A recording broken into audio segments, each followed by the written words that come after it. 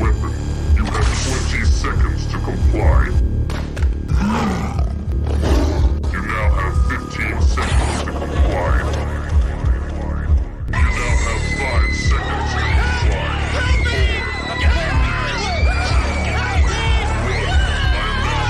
authorizing your physical force.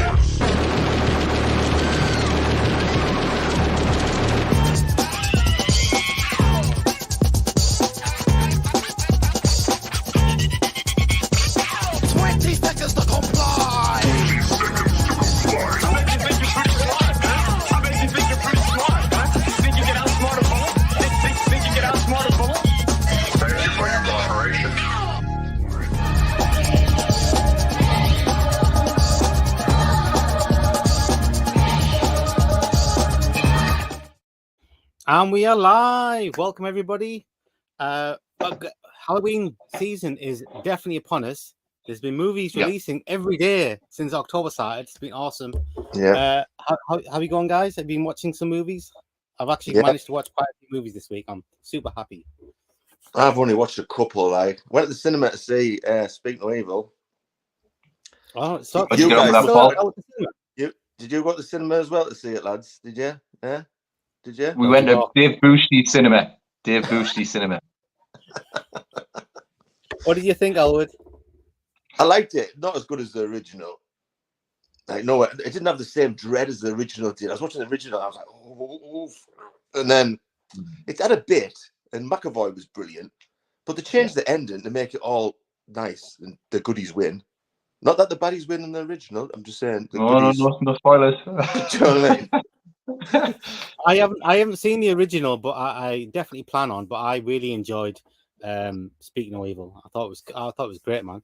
Got better as it went along, and it was fun, and it was like, James McAvoy was proper good, and I was very satisfied with the ending. I like that ending. The trailer give it away, didn't it? You seen the trailer give it away with all the the trailer give the trailer, as most trailers these days do, give pretty much most of Speak No Evil away. But I'm in the same camp as you. I think I was pretty pissed off when it finished the first time, because I was like, they've sanitized the end and they've pussied out essentially, and they did pussy out of quite a lot, to be fair. But if I hadn't seen the original, I mean, let's remember the original was only 18 months, 24 months prior to the remake, right enough. If I hadn't seen it so soon beforehand, or not at all, I'd enjoy the movie in its own right. enjoy it in its own right. Yeah. James McAvoy was great in it. He played the partner, and I think so did everyone. To be fair, but like you, Elwood, we've seen the original, so the original, when I first saw it, stayed with me for days. I really did. Yeah, it does.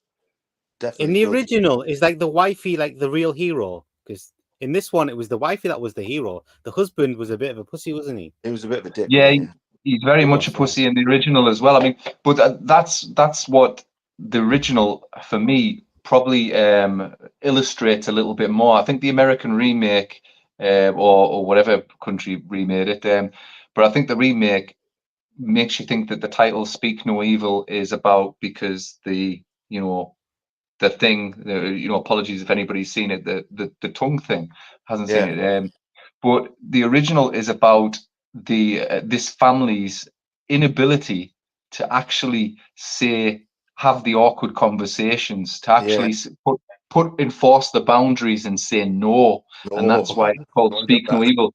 You screaming at the TV screen, just tell them no, just say no. You're allowing this behavior to continue and continue and continue. And that's what the horrific part is. And it resonates because, people pleasers, and everybody goes through phases of people pleasing in their lives. You agree to things that you don't necessarily agree with yourself, just to keep the peace, because you don't want to be seen as that guy. And that's exactly what the original is all about. But the wife is also the stronger one in the original as well, but not that strong. No, not the end. No. What do you think of James McAvoy's West Country accent? What do you think of his West Country accent, McAvoy? Scottish came out now and again. Came out now and again. I was like, Eh? Why'd you say that? I know. Yeah, but- I think I was more taken aback by the size of him these days. He's built like a brick shit house. It's huge. Aye, aye. Yeah, I don't know what he's been there. Ever since he did Split, he's been like buff, isn't he? Yeah. Yeah. Well, it works. It works exactly with that part. You know, the bad guy in the original isn't buff and built like a brick shithouse, but he definitely has a presence. And he's menacing as fuck. But you know, even certain things that they pussied out on, which works, which worked. Don't get me wrong. But one of the things that they didn't see through, where there's a bit in the original where she cuts a finger, happens in the remake, and he says, he goes, "Oh, can you help her? Because you're a doctor." And he goes, "Oh, I'm not a doctor." Yeah. And in the remake, you know, after an awkward silence, they go, "Oh, and he's joking," and blah blah blah blah blah. But in the original, nah, that's him fessing up. He's not a doctor. He made it all up. Like, that's it. Mhm. And then they still decide to stay, and all their boundaries, you know, one by one are getting stripped away from them, but they still decide to stay, you know. So little things like that, but there was also little added stuff for the McAvoy version that worked as well, you know. I think McAvoy essentially it seemed like he was having a really good time playing a villain, you know. Yeah. So, He plays a good villain, yeah. He played quite a good villain. yeah. Did you watch Mark Kermode's review of it? No. Yeah. What do you say? No, he liked it, but he said something really interesting. He said that the original directors they got inspiration from the movie Eden Lake, and the remake was directed by the guy who directed Eden Lake. I thought it was quite a nice little circular thing there going on. Makes sense. Yeah, Eden Lake's great, and you know, and Eden Lake has you know, that the scene at the end, which is just, you know, you've already gone past brutality, where she goes to that party and she realizes that or you know, who she's partying with are the family of the fucking kids that she's just killed. Exactly. You know, there's a lot of that kind of horror in the original of Speak No Evil. Yeah, for sure. Yeah, it's definitely a good film. I'm surprised it's done. I mean, for the quality of it, I'm not surprised. It should do well, but I was surprised because, like you said, the original was not long ago at all, and I'm sure quite a few people have seen the original. Maybe that's why there were so many spoilers in the trailer, because like I'm sure a lot of people know the story. I know it. I knew the story just from you guys telling me when you'd watched it. So like, and I haven't even seen it, and I knew I thought the what was original going to happen. 2012. Was the original not 2012? No, it's like 2022. Is it? Yeah. I remember Peter reviewing it on this channel. Yeah. It was like my film of the year that year. I think I put it as my film of the year. Yeah, I think it was. Yeah. Well, we can't talk about Salem's Lot for another few weeks, but I did hear something interesting. I was watching. I have started watching reviews on it, but and I said I wouldn't. But one of the comments on one of the reviews I saw was from someone who was on the movie, who was like was part of who worked on the movie, and he said that the original cut of the movie was over 3 hours. 3 hours, and they've cut that much out. It says it was like an hour and 20 minutes of footage that they'd cut out of the movie. So I was reading an interview with the director, and he said I was reading an interview with the director, and he was bemoaning the fact that they'd cut so much, and he said it was quite painful actually, because he filmed this entire sequence, which happens before essentially the credits, where David Soul's character, what's his name? Ben? Is it Ben? Ben Mears. Ben Mears, yeah. Ben Mears. It's him going back to the house and seeing the ghost. Do you remember the story that he tells in the original Salem's Lot to the guy at the bar? Ruby Mars. You see that scene play out, and he got some chap who was a bit of a horror veteran to play the ghost, and he said it was a really awesome scene, a really disturbing scene. He says, there was quite a lot of character filler that was there, but he thought it was very important. But the ghosty scene's most painful to him, because he said it was dead affecting. He goes and also explains his motivations for actually being there. So yeah, it seems to be.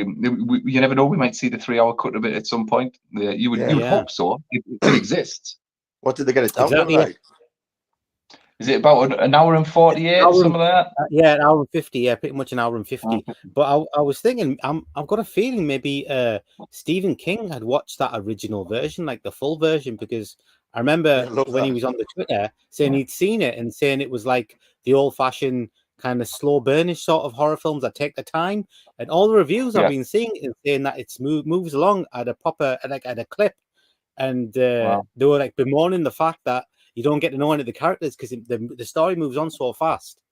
Because obviously they must have cut loads out and just like, and it's just sped up the story, so you don't get to know the characters like so well. So I'm thinking maybe he did see the longer version, because from what I'm hearing, he did say it was a slow burn. It's quite fast-paced. And Well, like they must have test screenings. It's just like an action movie. They must have done test screenings and figured out it's a bit too long. We'll have to cut a bit out. Yeah. I mean, but listen, but when you've got a director getting interviewed when a film's being released, bemoaning the fact, saying that it was painful to see scenes getting stripped out of his movie, it sounds like there's been big time studio interference. Like, to be fair. Yeah, there must be like a total full subplots being like taken out of the movie. I would think. I mean that's what they did with that one there, with the All Salem's Lot, when they brought out the cinema version, the shorter version, 112 minutes. It's like over an hour shorter than the original version, and like whole little subplots they've just taken out of it. But all the good stuff's still in it. It's all still in it. Like all the good scenes are still in it. But they've just taken out a bunch of subplots. So I'm guessing they've done the same here, but I guess they took out that extra scene as well. We will see. Anyway, we will see. Few weeks we'll get a look for ourselves. Yeah. So who watched Strange Darling? I know you talked about it on your stream with Gareth, and you mentioned you've seen it. Yeah. Listen, I don't think it's a horror film. That's not a horror. It's not. It's not a horror film. No. It's as much a horror film as Natural Born Killers is a horror film. Yeah. I mean, I think the thing is with Strange Darling is, if it's not played, and I don't want to give any spoilers for anybody who hasn't seen it, because you really should go in as blind as possible. But if it's not played in 6 chapters out of sync, you've got a fairly run-of-the-mill movie. It is the way the story's constructed that makes it quite effective. But I thought everyone played the part, like I said, the way the story was constructed, it did have me thinking, there was a different scenario playing out. I have to say, I think I slipped it fairly early on, right enough, because once the chapters were out of sync, I thought there's a reason for it. There must be a reason for it. Yeah, there must be a reason for it. But it was a nice little touch. It was a good film. I don't know if I'd rush to go back to watch it or anything, but I enjoyed it fine. I'm not quite sure why it's getting all the rave reviews that it's getting, but it was a decent film. I tell you one thing though, I was just thinking, so funny enough, the next day on the way to drop my wife off to work, I was talking to my kid and I was telling him I watched the movie, and I was telling him about the movie, and it was and I told him that the movie kind of flips. You think one thing at the beginning and then you think the other thing, and I was telling him that the main character does the same thing in the movie what the movie does to you.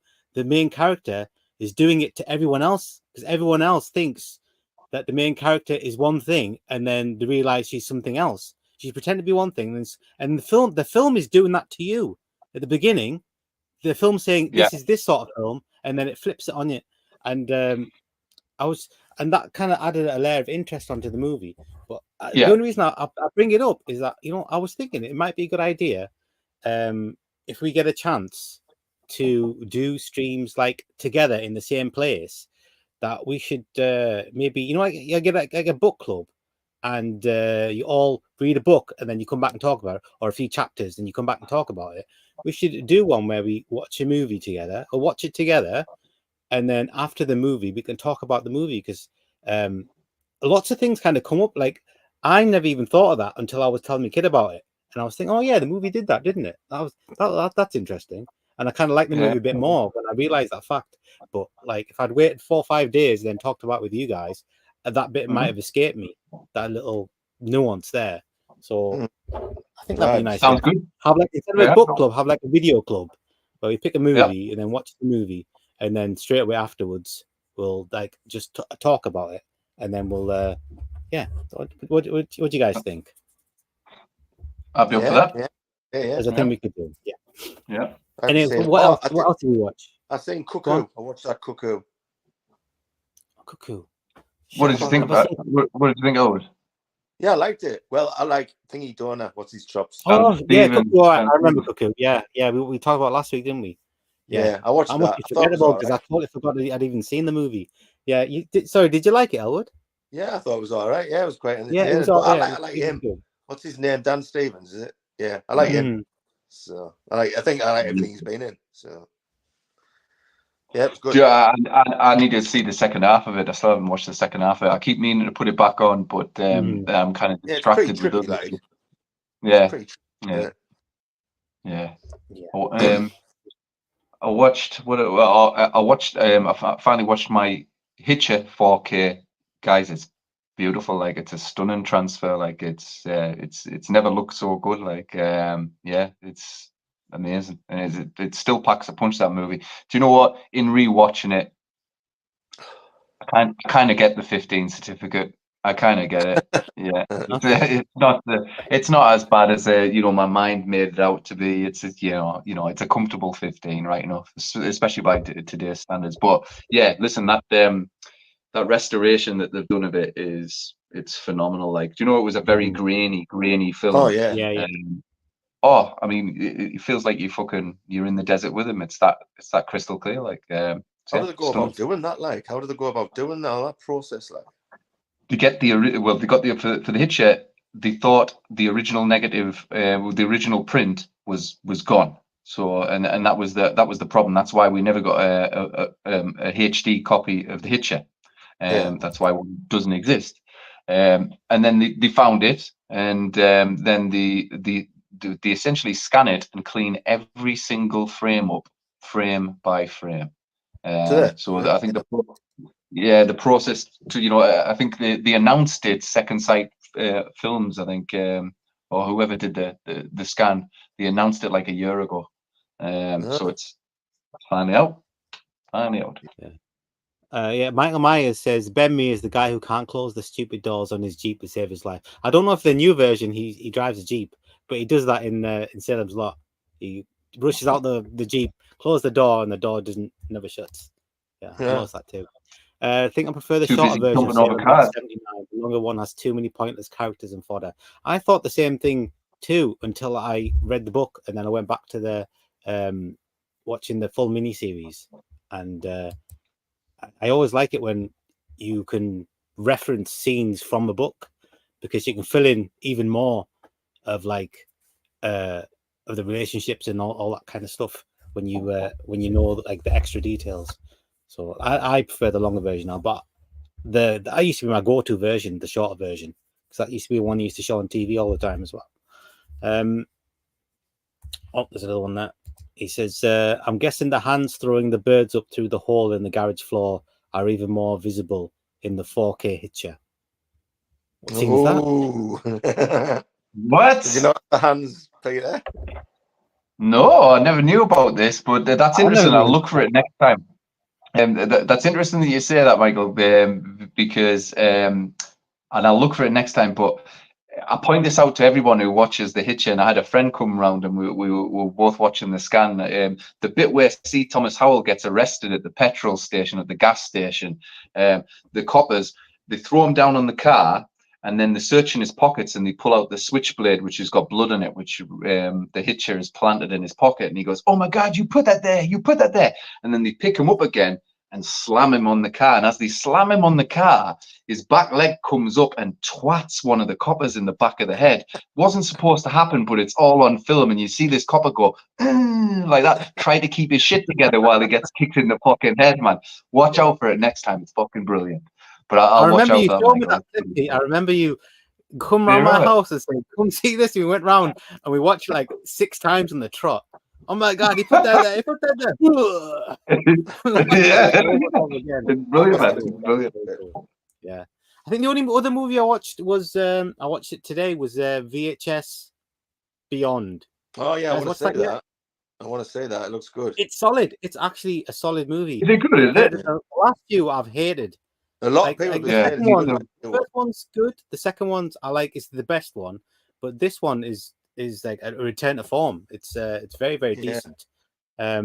All of them are like quite strong stories. The only thing I don't like about the VHS things is that they all just end. Every single one of them, they just end.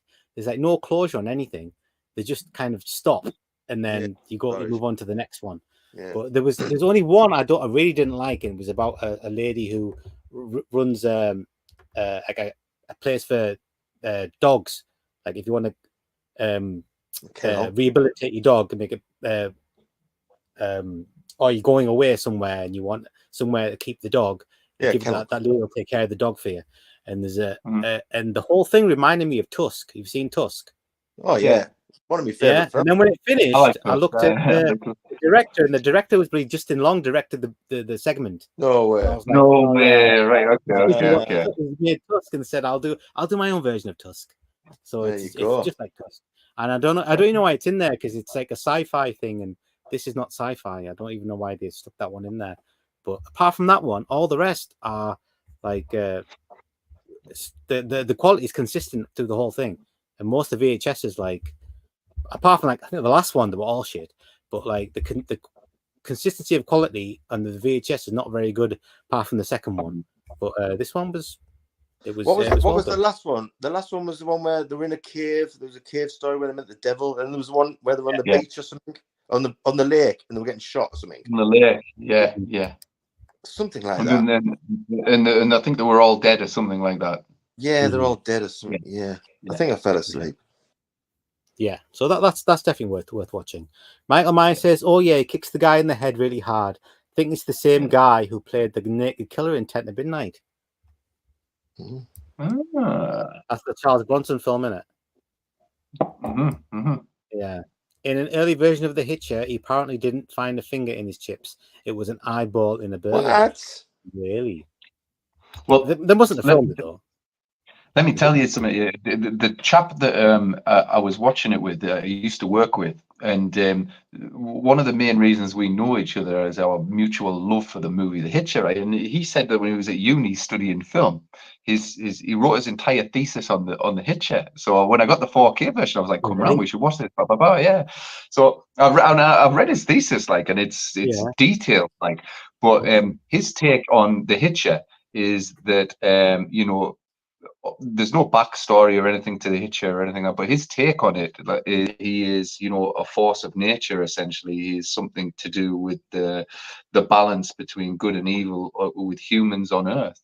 And as we were going through the movie, and he's explaining his theory on it, you notice things like, you never hear a door going when the Hitcher walks into a room, and he's just suddenly appears in rooms like the bedroom when Jennifer Jason Leigh's asleep, and all this kind of stuff. Things get planted in pockets, and you've got no logical explanation of how he's done this or anything like that. He's always kind of following behind.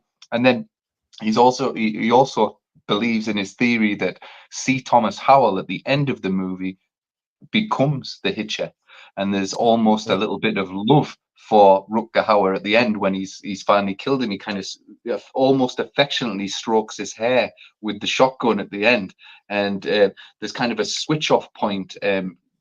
Literally, when Jennifer Jason Leigh gets killed, C. Thomas Howell becomes this different person. He suddenly has a backbone. He suddenly has bollocks, and he's in the car, and he puts the sheriff guy at gunpoint. He says, "I know exactly what I've got to do. I've got to go and assault this motorcade with him in."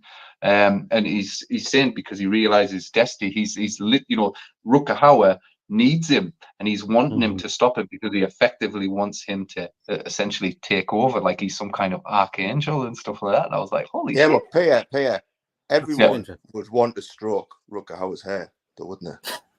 That's true. Like, that is true. You're right, man. You're right. And Right, so get onto this list. Oh yeah. Right. Okay. So I've gone into this blind. I'm sure you guys haven't seen it. So we'll I'm see not. what's on it when we get into it, and hopefully it's a better list than last week's list, because last week's list was a total shit show. Is this one in If you haven't order? seen last week's This one in show, like. I would go and watch it just for that list. Is this one in worst to best? This one, I don't think it's in any sort of order. I think Oh, it's so just, it's another random. it's like a list, but it's not a list in order. I don't think, because I don't think there was numbers on it when I saw what was you've got to have a list in order, Vass. You've got to have a list We'll in order. see. Let's Maybe just I'm wrong. back this Maybe I'm stream wrong. now. It's got to be in order. Maybe we'll catch on when we see what movies are on there. Maybe if they get We'll better pretend. and better. We'll pretend it's in order. Yeah. Mm. So let's get that on.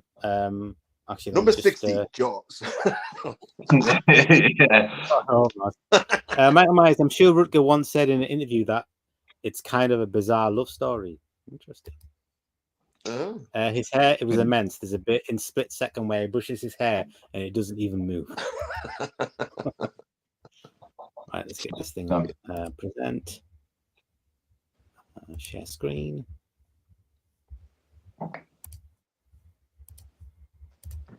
Did you guys see that? Yep, 58 best horror movies. So let's just hope this list isn't made by film critics, because it'll be shit if it is. Hopefully it's made by horror fans. Right. So let's go to number 58, and number 58 is Longlegs. Is Longlegs good and scary? I'd agree with that. Yeah. If it's in order, 58, fair enough. Yeah, well, Yeah, it doesn't have a number on it. So I think it's just, here's 58 movies. They're not just good movies. They're not just terrifying movies. They're good and terrifying. Good and terrifying. Double whammy. Okay. But yeah, Longlegs is good, and it is, I suppose, I don't know if I say terrifying. No, I wouldn't say terrifying. Good and scary. Unnerving, it's a I would say. It's a chiller. Yeah. I went to the cinema with my 15-year-old son. He wasn't terrified at all. Hopefully, no pretentious cack. None of us have heard of this on yeah.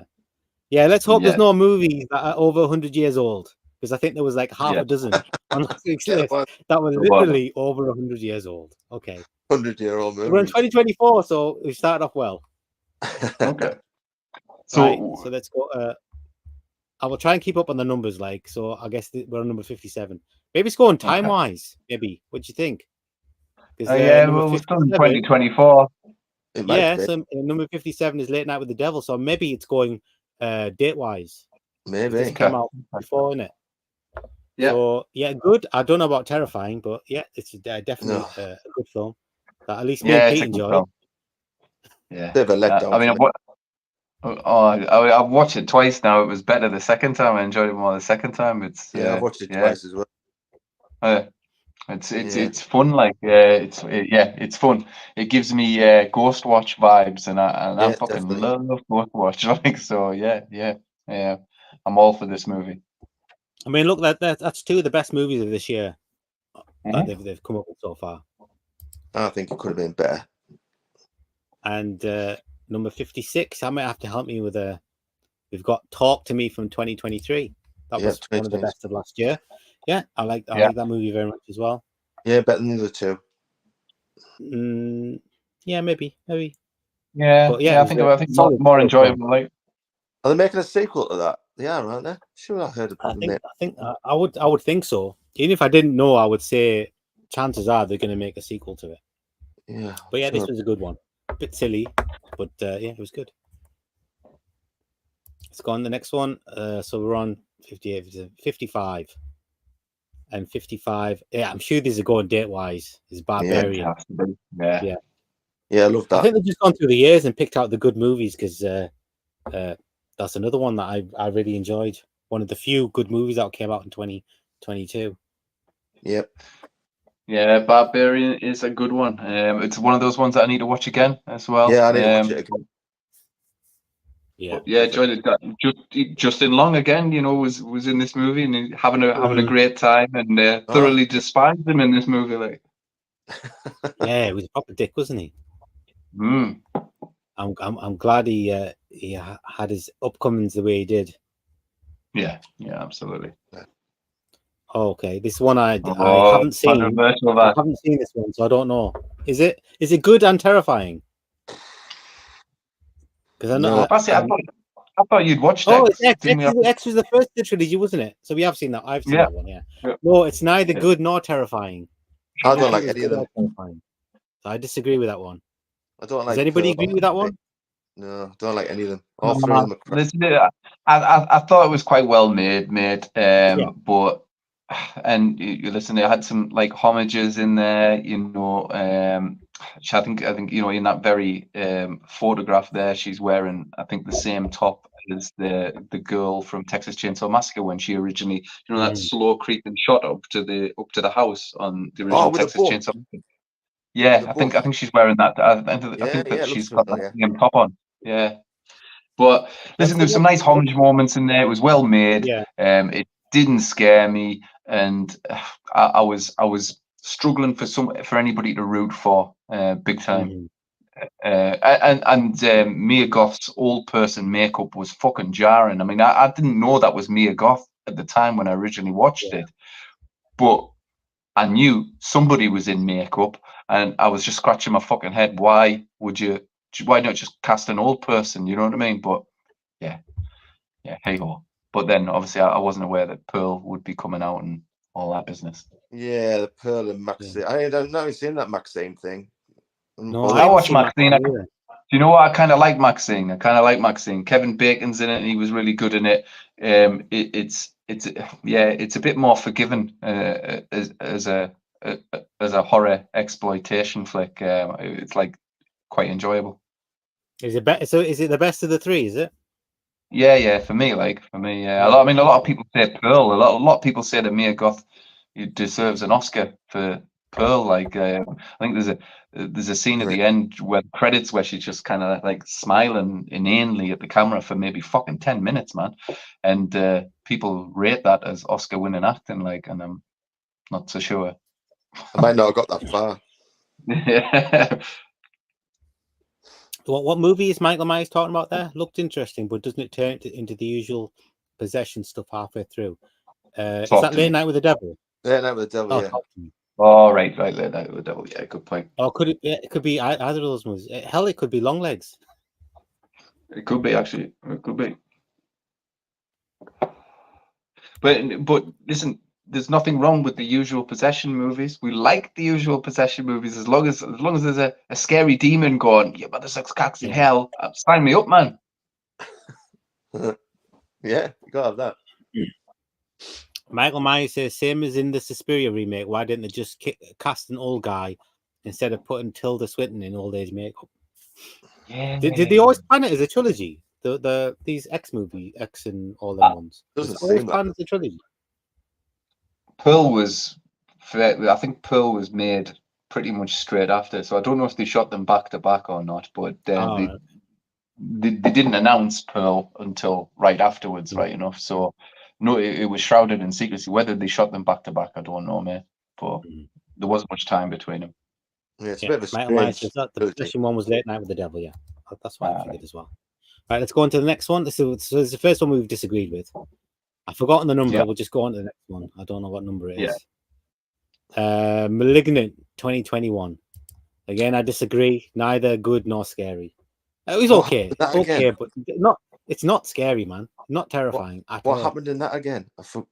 Jog me memory. That was the crazy one where it's her crazy doing the killing. Yeah. Oh, it's in the person in the back of her head. Yeah. I was trying to remember the name of that the other day. I was trying to explain to someone what it was called. Peter loves this movie. Peter loves this movie. Yeah. Do you know what? The first time I saw it, I didn't like it whatsoever. And then I watched it a second time, and I had an absolute fucking blast with it. I got it. Its tongue's firmly placed in its cheek. I was liking it. I liked the way it was shot and everything like that. It was fun. It was a ride. Nice. There's loads of backwards martial arts in that, didn't she? Yeah. It goes absolutely bonkers, like Terminator style at the end of that, man. It's fucking nuts. All right, Mike. Nice to see you. Mike says, that's on there. Malignant is hilarious, not scary. There you go. Yeah, it's true. I mean, That's true. The thing is, the trailer made it look like it was a scary horror film, and even the first like 10-15 minutes, it was very atmospheric. And I'm thinking, okay, we're in for something here, and then it just didn't. It just became something else what I wasn't expecting. I love the poster for it as well. Like, I love the artwork for it. It's great. Yeah. What is that? The red, like the black and red one. Yeah, exactly that. Michael Myers, I struggle to find anything modern, even remotely scary. Yeah, I think we're a bit too old to be like scared by movies these days. Yeah, but yeah, I'd agree with that. Hey, Beetle. Oddity has a couple of genuinely chilling scenes. Yeah, we liked Oddity, didn't we? Oddity was good. Yeah, it had its moments. Like no. I watched that. What's that movie? Beazle that you said last week. Beazle. Yeah, I watched that this week. I couldn't find that. And it was all right. It was pretty cheap, and I didn't really like the actors in it, and I wasn't really invested in any of the characters, but had some decent jump scares in there. Had some things to like in there, but it was all right. It was all right. It wasn't like great or anything, but it just reminded me because I thought the exact same thing about Beazle. It had a couple of genuinely chilling scenes, but like the movie overall wasn't that good. But Oddity is getting, people are like really rating it. I didn't think it was that good, but it's just come on Shudder, so it's probably it's probably just going to find it's probably going to find a bigger audience now that it's on Shudder, which is it's nice to see. But I like little kind of like old school, almost Hammer-esque type of horrors. It was nice to see. Kind of just shut your brain off and just go with this little mystery that's unfolding in front of you. Michael Myers says there when he was 11. That's what you call it. That genuinely scared me was Ghostwatch when I was 11. How old were we? We were about 15, weren't we? I think pretty much 15, 16. Yeah, we were terrified of that. All right, let's go on the next one. So the first few on this list we agreed with, but I'm going off it a bit now. Okay, I've not seen this one, guys. Have you guys seen Relic? I don't think I've seen Relic. Yeah, I've seen Relic. It's very similar to the likes of Oddity. To be fair, it's got some creepy moments in there, but ultimately the film is more about kind of grief and stuff like that. But it's not. It kind of doesn't go into the realms of Hereditary, where it's melodramatic grief. It is still part of kind of a spook fest. Looks super boring, dude. I've got to say, it looks super boring. It looks boring. It's got its moments. I mean, towards the end, there's a lot of surreal in there. I seem to remember some woman crawling around this different dimension, trying to get back into the house and that. So it goes there, like. It is very much a film centered around grief. English or is it American? English. Okay. Yeah. Look.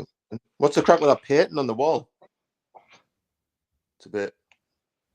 Can't remember. But it looks like one of my dad's paintings when we've been round when we were teenagers having a fucking party. Mike says Caveat is creepy. Oddity's director. Oh, is that the same director? I've not seen. Have you seen Caveat? I've not seen it. That little I don't think I have. I don't know. Mike says I was 16 when Ghostwatch was on. He's our age. Relic is Australian, isn't it? I have no idea. No, I have no idea. I'm sure I would enjoy the Relic from 1997 more in the museum. Yes. With Tom Sizemore. Was that Relic? That's better, the Relic. That was the Relic. That's always be the Relic to me. Yeah. Michael Myers. Actually, I remember the fog was on after Ghostwatch, which also scared the shit out of me. Yeah, the fog was the one. Double bill that, isn't it? Yeah, that's pretty. I'm sure I remember watching the fog that same night. Really? I can't remember much after Ghostwatch. I think because we were at one of my dad's parties. And I think we were getting set about it. I think we went out to the graveyard for whatever reason. Did we? Michael Holy Myers says shit. Relic save money on set design by the look of it. It does by the look of it. Yeah. Hey, Dave Boostie's in the house. Hey, Dave. Hi, Dave. Boosty. Hi, Dave. Mix the Relic up with Mimic. That's right. You were thinking about Mimic, Peter, not the Relic. Mimic. Relic's cool, man. Stan Winston did the monster in the Relic. It looks like a dinosaur at the end. It gets bigger and bigger, and it looks like a bloody dinosaur at the end. I know the difference between the Mimic and the Relic. I watched Yeah. Tom Sizemore in the Relic recently, man. Of course I know the Relic. That awesome scene. In fact, it's the best scene in the movie where the monster at the end, like he does. Do you know that scene in Crime Wave where they're opening and shutting the doors and the guy's chasing them? It's the fucking same scene, but with a big monster in there. Yeah. That's right. He just crashes through all the things. Yeah. But he's on fire right enough as well. It's maybe better. Dave Bush just can't stand movies with the same names. It always feels lazy. Agreed. Well, there's only a certain amount of words in the English language there. I would expect a bit of repetition there, Dave. Let's not be too harsh. I agree with Dave. Mike says, "Give me a giant monster over a story about Alzheimer's patients any day." Of course. Pepper. Did you hear they're going to remake bloody Anaconda? What the hell's going on there? What's going on? Did hear that. Anaconda? I did hear that. I don't Yeah, know, man. But Vin Diesel instead of Ice Cube is going to be Vin Diesel this time. Oh, God. What's going on there? I have to say, man, Vin Diesel, man, fuck me. That man is old as shit. Fat as shit. I just don't know how he manages to pull off action movies, man. I swear to God, he's got to be wearing a girdle. Like, there's got to be a girdle under that. It's unbelievable. Have you seen like photos of him on yachts and stuff when he's relaxing and that? You're like that going, holy shit. I mean, that is an old bald fat man. Like, yeah. Vin Diesel film I've seen. Because I've He's never done watched Pitch Black. any of those. Pitch Black's the best film. Yeah, Pitch Black is great. Yeah, I kind of stay away from the Fast and Furious movies, to be fair. Yeah, They're not my cup. Yeah, I haven't seen the last couple. Dave Bush said, I saw Mimic in theaters and paid for it. I saw no, not Mimic. I saw the Relic in theaters. I might have seen the Mimic as well. I don't know.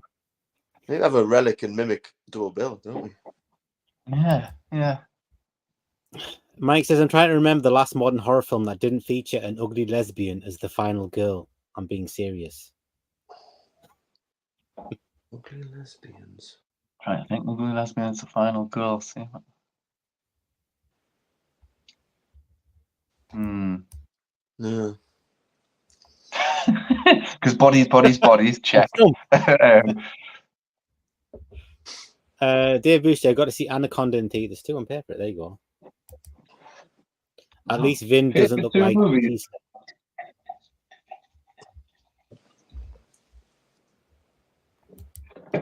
Yeah, I hate it when they repeat titles too. There's about 50 films called Heat. Yeah, and Revenge. Loads of fucking movies called Revenge. This is true. Is Jennifer Lopez going to be in the remake like of Anaconda? No, she's going to be in jail, man. I'll tell you what, man. Do you know the whole P. Diddy thing and that, right? The whole fucking P. Diddy thing, right? I was thinking about this the other day, right? I'm pleased that you reminded me there, mate, right? Because I'm going to share my fucking awesome theory with you right now, right? P. Diddy, he's a bad man. He's been doing bad things with lots of famous people, and it's all about to come out, right? I reckon, right? In Hollywood, we're going to have like a fucking, the end of Infinity War. We're going to have a Thanos moment where Thanos clicks his fingers and half of everyone disappears. It's going to be like that in Hollywood, man, when fucking the P. Diddy case cracks and that and everybody's named. Because apparently everybody's on there, like DiCaprio and all that, blah, blah, blah, blah, blah. We're going to see all these careers just go. What's Leo doing? Well, Leo likes to party, yeah. And P. Diddy likes to invite people to parties and give them ketamine and get them to do strange things and videotape them by all accounts. Oh, jeez. Yeah. So when's this case coming? When is it going to be? Is it going to be televised? I don't know. I hope so. I think he'll be dead by then. To be fair, I think he'll be dead by then. I think he'll go. Yeah, I think P Diddy's going to go the way of Epstein. Like he'll be dead by then. Yeah, Far too many people on that bloody client list, or who's got dirt on. Will get rid of. I mean, they're even talking about. I think the family of Tupac Shakur have just hired a detective to investigate the links between P Diddy and Tupac's murder. Like they reckon. Well, he was always rumored of it, wasn't he? He was always rumored. Yeah, he was. Yeah, because he was on Biggie's label, wasn't he? So, and they even reckon he had something to do with Biggie's murder as well. So it sounds like P Diddy's been a bad man. Like, yeah, I reckon there's somebody above Diddy. I reckon he's taking the fall for it. But I think there's somebody who's controlling Diddy. That's what I think. Yeah. Well, I mean, he seems to be protected, but I think the mayor in New York got arrested as well, and apparently that's directly connected to the Diddy stuff as well. Oh, he did get arrested. I've seen that. Yeah. Michael Myers says, really wouldn't mind modern Hollywood disappearing. Well, looks like you might get your wish soon, man. The next VHS movie is just a load of shit from Diddy's parties. Yeah. Same as Epstein. Those are short stories from Diddy's. Epstein. Is it Epstein or Epstein? Epstein. He worked for Mossad, you know. He was a Mossad agent, by the way. Was he? Just so you know. He was. Tupac made some pretty decent movies in his last few years. He did, yeah. Juice was great. That Juice, DJing scene in Juice is unparalleled. Like, it's awesome. The scratching and that's brilliant. Right, so you got the next one? Yeah. So the numbers have gone now, haven't they? Oh, there's another one I disagree with. I like the Night House. Good, not good, and not terrifying. Pete, you disagree? Listen, I do. I think the Night House is good and terrifying. Like, it's got some genuine heebie-jeebie moments in there. Like, yeah, absolutely. Not as good as Resurrection, of course. But yeah, no, I really liked it, man. You seen it, Elwood? Have you seen Elwood? I can't remember. Go down a bit and I'll read the little synopsis. Yeah. I can't remember it. Rebecca Hall stars in this horror movie that explores grief through haunted houses, creepy ghosts, and unshakable trauma. It's a harrowing watch, apparently. I didn't think so. As the story follows a widow who discovers a dark secret about her deceased husband. Apparently, it's as clever as it is, in a couple of scenes where we really forget how to breathe. Oh, Disney Plus. I must have seen it if it's on Disney Plus. I must have seen it, but I cannot recall. Next one is His House, which is all right. It was a bit slow, but I didn't mind this one. Yeah. I was scared by His House. Like, I was scared by His House. I thought His House was equally tragic as it was scary. Like, I thought it was amazingly shot, a total gem. His House. So yeah, I'm stoked that this movie's on there because it doesn't get enough recognition, this film.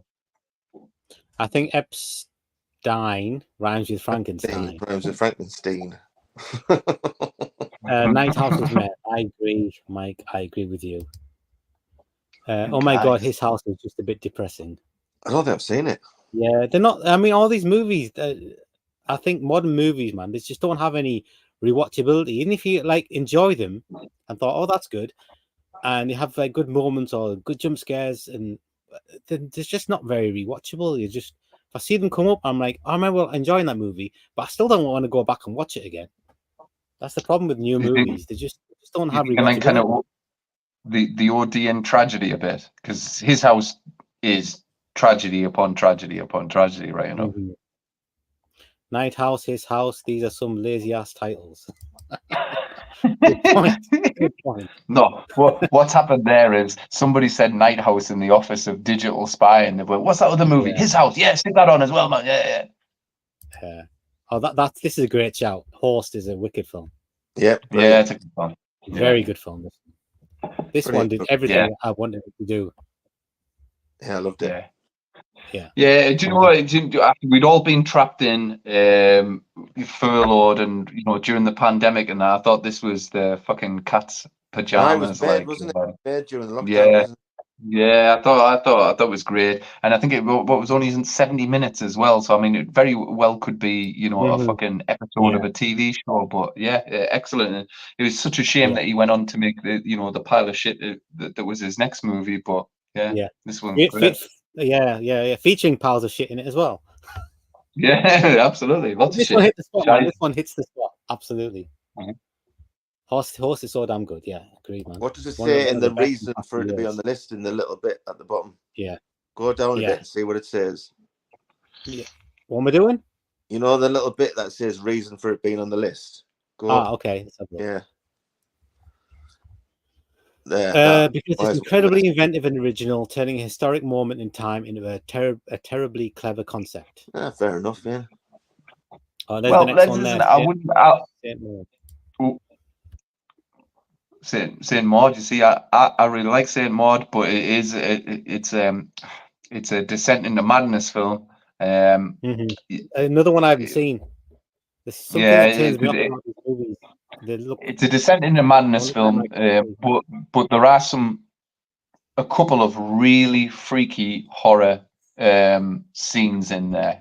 One particular shock at the end that I went. This was the first movie I saw once they let us out after lockdown, and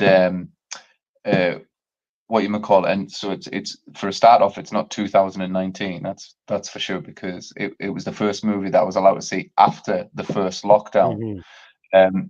So and there's this bit at the end where there was an audible gasp in the cinema, and that there was only like 20 people there, but everybody shit themselves, including me. But it's a descent into madness film. It's kind of it's a tragic film. I wouldn't class this as a horror as per se. I think it's this girl losing her mind. Yeah, I don't like depression horror films, man. I feel think good afterwards. Yeah, Dashcam is absolute shite. Right, on the next one, and the next one is Hereditary. It is good in parts. It is scary. Terrifying. So, Yeah, it is scary. Yeah, I kind of agree with that one. Definitely should be on the list. What does it say about it on the little thing? What does it say when it's there? Just super scary. Because it is one of the scariest movies of all time. Fuck off. We're not forgetting Tony climbing through the walls for a long, long time. Yeah. Overselling that a bit, I think. I just don't like bodies. You know what I mean? Head should be on bodies. Quiet Place, 2018. Good film. Good film. Yeah, great film. Yeah, I enjoyed it. Would you go as far as calling this a horror? I mean, it is a horror. It's like a monster movie, man, dude. It's a monster movie, isn't it? Yeah, I suppose. I mean, it's a well done, slick monster movie. It doesn't make. I would say it's more tense than scary. I don't think I was scared in the movie, but it was very tense. And that fucking scene with the nail through the foot, man, that fucked me up. Oh yeah. Horrible. You know when that happens. Nah. Dear. Dave says I shut off Hereditary after the car accident. None of it felt scary to me at all, just silly. I never want to go back to watch it more. There are some moments in there that you have to wait, Dave, you're telling me the decapitation of a young child, you went, that's silly. That's just silly. The word silly, not like shocking or silly. Yeah, it was a bit shocking. Yeah, Mike, I think this list is just done date wise. I don't think it's ranked. It's just done date wise. So we're on 2018 now. All right, it's going down. Yeah. They do the nail in X. Yeah, there's a very similar scene in that one. Yeah, you're right. The girl looked too weird to watch too, I felt. She did look a little bit strange, to be fair. Yeah, she was a weird looking child. Yeah. Right, we'll Get Out from 2017. This movie ain't terrifying. It's very good. I like it very, very much. It ain't scary though. Yeah, it's not scary. But it's very, very good. It just feels all Jordan Peele films feel very familiar when you're watching them. Like he's done it different, but like it just kind of feels like you've seen something like it before. I don't know. I like his movies. He's a fanboy, though. You've only got to watch like Keen and Peele. They're always doing homages to different movies. He's definitely a movie fan. I mean, for me, I still get John Landis vibes from Get Out. Like some of the sly little humor that's in there. It's very kind of like John Landis for me, anyway. That's my take from it. But yeah, he's definitely he's a movie fan making movies. Yeah, it's got the good part, but I don't think the terrifying part is. Yeah, I agree. It's correct. It Chapter 1. Ugh. It Chapter 1 is scary, man. It's not scary. It's just not scary. I like it loads. I think it's a great film. It took me 3-4 watches to come to that conclusion, but it's not scary. If you said the first 10 minutes of it, Chapter 1, I'd be agreeing big time, because I loved the first 10 minutes. I loved the drain scene. It did freak me out because it was more kind of horrific. It was certainly no Tim Curry. It kind of set the bar. We're going to tear kids' arms off in this movie. But then it never lived up to that for the rest of the fucking 2 movies. Yeah, I switched it off and I've never seen the second one. Yeah. Seriously, the second one's fun. There's a movie called The Monster Maker from the 70s that used old people turning into younger people by brain swaps. Get Out, I didn't like much. Right, okay, mate.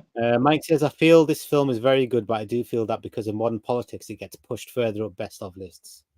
You might have something there, mate. I agree with that. Absolutely. Yeah. I think maybe you've got something there. Yep. For fuck's sake, no way. Yeah, I mean, I think it's a great film, but it's not scary. Not a scary movie. Like if you're over like 12, I don't think you will find this movie scary at all. I'm not going to be scared of that. Are you? Scared of that? No. I remember I went to the cinema to see this with my mate Stu. Well. Yeah, with my mate Stu from Scotland. He's kind of like a hardened Scottish, hard drinking movie man. And I remember coming out and I was feeling, I was quite charitable about it. I was like, when he ripped the kid's arm off and all this, and he just fucking tore it apart. He just told me that, that motherfucker's no Tim Curry. Shut the fuck up. That's a piece of shit. And that was it. I like this guy. Tim Curry was scary. He's not. Yeah. Agreed. Yeah. I don't know. I'm finding this list very kind of obvious picks. Yeah. Like they've just gone down the years and picked out the movies that that people were enjoying and that are maybe a little bit scary, but they seem to be a hell of a lot of $100 million movies on this list so far.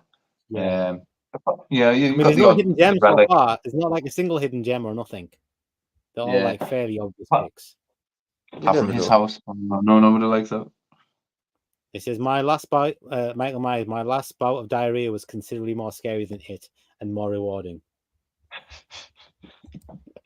Dave says It Chapter 1 was as scary as someone throwing down a suitcase full of hammers down at your sides. Only feels over and over again.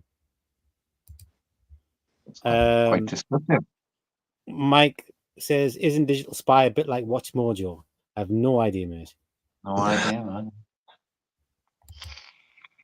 Michael Myers, It, The Crow, Nosferatu. Does the guy ever star in anything original? Oh, watch The Crow. Did you guys watch The Crow? Yeah. Nah, I'm not interested. I'm not interested.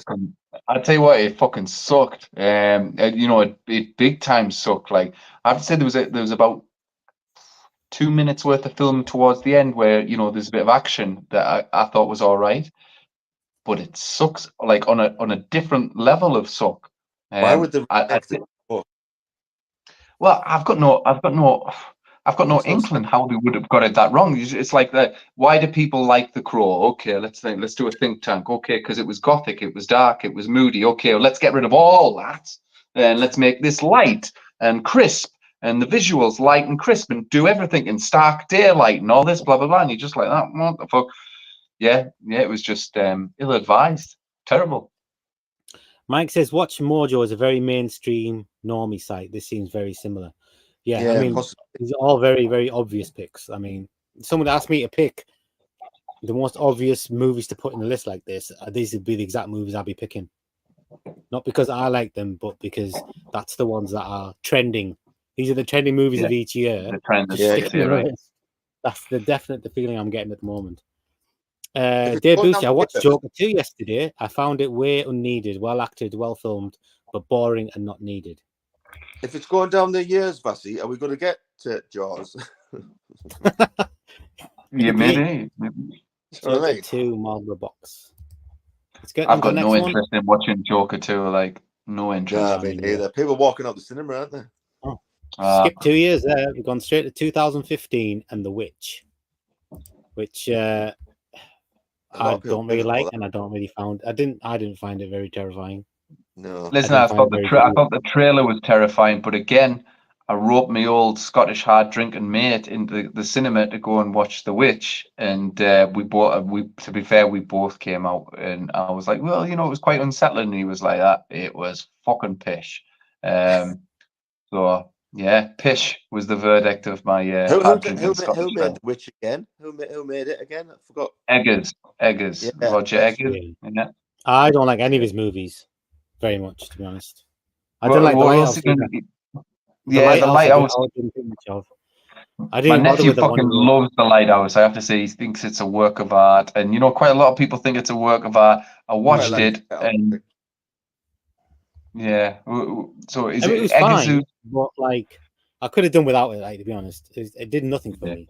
But like, it I've not wasn't seen like the Viking one. Where I think it was Eggers who did. He did the Norseman afterwards. I've not Yeah. seen that either. I've not seen that either. I had No. plenty of chances, but I just didn't.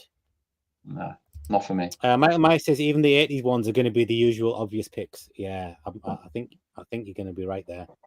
It's like we've gone 180 degrees from last week's, where they were all like ones you would never ever put in the list at all, or Sorry. they were put so low. And now this one is like all the ones that are like so obvious. You're like, I could have done this in my sleep. It's like someone had like a half an hour. We've got to quickly do this thing. Let's quickly just do a top 50 here, and Gentlemen, reeled off this list. let's keep an open mind. Let's keep an open mind here. Okay. Come on. Oh, yeah. Just the feeling I'm getting at the moment. I didn't get The Witch. Yeah. Pish posh. Nobody's impressed the list so far. Like, even though it's got some good movies on it, it's just art with a capital F. Yeah. You're going to be here till midnight. Why is everyone got we get to Spanish do this next to fast. their- So you go into the next one. It I see. follows. Yeah. Why is everyone got Obvious, Spanish but this next is a to the good name? one. Baz, What'd you say, Elwood? why has everyone got spanners next to the names? Oh yeah, because the mods. Because they're all mods. They're all mods. I Yeah. mod everyone who comes on my channel. Oh, all right, okay. Got to mod them all. Yeah, listen, it follows. I rate It Follows. I think it. I think it is quite scary. Yeah. Apparently a sequel's on the way as well, so I'd be up for a sequel. I think there's a game that's just coming out on Steam. I can't remember the name of it this month, and it's fucking It Follows. You're given a package, and you're told that some demon will follow you until it gets it out of you and kills you in the process, and it can take any form of anywhere else. And most of the games in like the New York subway and all these people are around you all the time. You're just trying to avoid people. It's kind of like like Alien Isolation. The point of the game was to hide. Same deal. Yeah, I mean this one was a good one. It's a nice take on what they did. Yeah, Dave Booster didn't like the Lighthouse ending. I don't even remember the end of the Lighthouse, to be honest. it's crazy. Both lists are avoiding my core era of 70s, 80s. We're going to get there, Michael. We're going to get there, mate. We're going to get there. We're going down the years, mate. We've already we're 10 years in, bud. Right, let's go on to the next one. Yeah, It Follows. It Follows. Yeah, it's an obvious one, but it's a very good shout. I would definitely have to. Yeah, and Mika Monroe is fucking gorgeous. She's the scream queen, isn't she, at the moment? Yeah. Certainly is. Like, although I have to say, she could do with a fish supper at the moment. Like, she's a tad skinny. You've seen her in some of the press photos for Long Legs. You're like that going, if she was around my house, I think I'd have to feed her up. I'd cook her a good meal. Peter, you only eat cereal and bloody Angel of Light. No, my diet's changed. My diet's changed, man. I'll tell you all I eat at the moment, mate. Protein. Fucking chicken. If I see another fucking chicken, I'm going to cry. You'll see it when we go to the cabin, mate. I hope you guys like stir fry, chicken stir fry. Right. No, honestly, chicken Awesome. breast, mate. Chicken breast for lunch, Very chicken breast for versatile, tea. very versatile chicken. Okay, Do the loads of Babadook, man. I rate the Babadook. Yeah, Again, I thought I think it was overrated but good. It's Yeah, I think it was highly overrated. And I've just highly recently overrated. rewatched it. I've just recently rewatched it, and yeah, overrated. I think. Not scary. It scared me. It scared me initially on the first viewing, but then when I watched the viewing and I realized that it's essentially it's another grief movie, and it's all about a woman that's haunted by grief and everything like that. You kind of watch it from a different take. So for me, it kind of works on a couple of different levels. But yeah, no, I rate It's this not movie. And terrifying. I think Makes you slightly even uneasy. That's about it. I think even William Friedkin called it the scariest movie he's ever seen, and that's William fucking Friedkin, man. Yeah, William Friedkin. yeah. Obviously, he doesn't know shit, then, does he? Yeah, he's a bit. Like Quentin Tarantino saying the 80s was like one of the worst decades for movies. So I'm like, Quentin Tarantino, you're full of shit. And he was saying, Crystal, was it Crystal of the, what's the fourth Indiana Jones called? Kingdom of the Crystal Skull. Yeah, he's saying that's better than The Last Crusade. And I'm like, what? Are you nuts? Are you stupid? That's fucking Quentin insane, Tarantino's man. full of shit.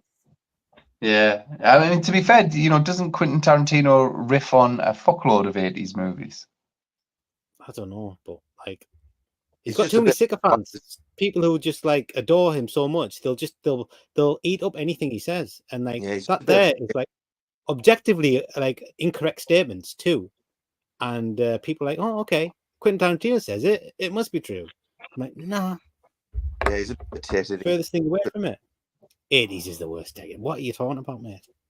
He was saying the problem he has with it is that all the heroes are nice. They're not flawed like they were in the 70s. I'm like, dude, he's talking about well, to be fair, I know Tarantino rates Sorcerer, the movie Sorcerer. I think he rates that like as one of his fucking top 3 movies of all time. So Really? if that's what he's basing it on, I mean, every single protagonist in that movie is massively flawed. But if that's what he's basing it on, then yeah, I mean, one of the people from fucking the Sorcerer, one of the people that you're supposed to get on board with is like let's just say a very, very bad person, and it begins with a P. He does get killed earlier on in the movie, like so. Well, kind of, with a second syllable attached to the word Peter. Pedophile. Yes, yeah. Honestly, they're like they're so bad in this movie. Yeah, absolutely. Mike says they were going to call it the sequel She Follows, but the woke mob made them change it to They Them Follow. True story. Yeah. What? Get out of it. That can't be true. No way. Michael Myers says all issues can be fixed with a good fish supper. Mike says Babadook is stressful, not scary. There you go.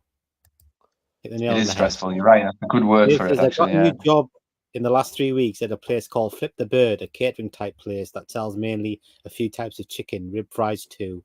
I work 10:30 to 3:30 p.m. Hope you get a discount. Congratulations on the new job, Hope man. you get a discount, mate. Dave, I know you'll be getting your chicken for free now. Yeah. With your movies. Yeah. Tarantino yours and called Brody Hooper at what point? I think I get that. He criticizes Clockwork Orange, Michael Myers says, for promoting violence, but in other interviews says he enjoys putting violence on the screen. Oh, yeah, Quentin Tarantino's all over the place, man. He just says things for the crack, man. He hasn't made he hasn't made an amazing movie since bloody Pulp Fiction. Exactly. Like 20 years ago. Yeah. Guys, I wholeheartedly disagree with that statement there, but I say Inglourious Basterds rock. And Once Upon a Time in Hollywood is fucking awesome. Life. And I didn't say it's a bad movie. He's made some good movies, but I don't think he's made a movie to the standard of Pulp Fiction since Pulp Fiction. He's just not gone anywhere. I think you're right. I think Pulp Fiction was his opus. You know, it was his kind of masterwork type of thing. But yeah, he's made some good stuff after that. You know, I never I said think he didn't. I never said he didn't, but he's not made I think a movie even nearly as good. It's like comparing Jurassic Park to Jaws and saying, "Oh, he made Jurassic Park, Steven Spielberg." So it's this. It's that's a great film. The other one's a great film. It's the same. But Jaws is Jaws, my friend, and Jurassic Park is Jurassic Park. So he hasn't made it. So you can compare them, but not say one's bad. But one's clearly better than the other, and Pulp Fiction is clearly better than any other movie Quentin Tarantino's made since Pulp Fiction. Oh yeah. Tell me I'm wrong. Tell me I'm wrong. No, you're right. Well, what I would interject, with the Spielberg comparison is, mate, E.T. is better than Jaws. Fuck off. It is, man. It is. It's a perfect film. It's a perfect film. I would say E.T. is better than Jaws. Yeah. Yeah, totally, man. You know how old I was when I saw E.T. for the first time? I must have been in my 20s when I saw E.T. for the first time. I know you guys loved E.T. Seriously, I was in my 20s, watched it on, I think it was Christmas Day or Christmas Eve or something. I thought, okay, I might as well watch this movie. And I watched it and went, that's good, that. And that was it. And that was it. I haven't watched it since. I watched it once, like 20-something years ago. And I've not like had any inkling to watch it ever again. And I've seen Jaws literally almost every year since I saw it the first time. I seen E.T. at the cinema. So how old would I be? How old would I be? I seen E.T. at the cinema. Yeah, me too. So you would have been 6. Really? Mm-hmm. I still remember it. Still remember going to the cinema and watching E.T. Me too. First movie I ever saw at the cinema. Gremlins totally is better than E.T. Fall in love. Gremlins is really better than E.T. Ghostbusters is better than E.T. What are you talking about? No. What E.T.'s phenomenal. It's one of them movies that I can only watch every now and again because it fucks me up so bad. Same as them Inside Out movies, man. They fuck me up so bad. I watched Inside Out too. Fuck me, it was a killer, man. Fucking Niagara Falls, really? Man. Niagara Falls. Oh, those Inside Out movies be killing.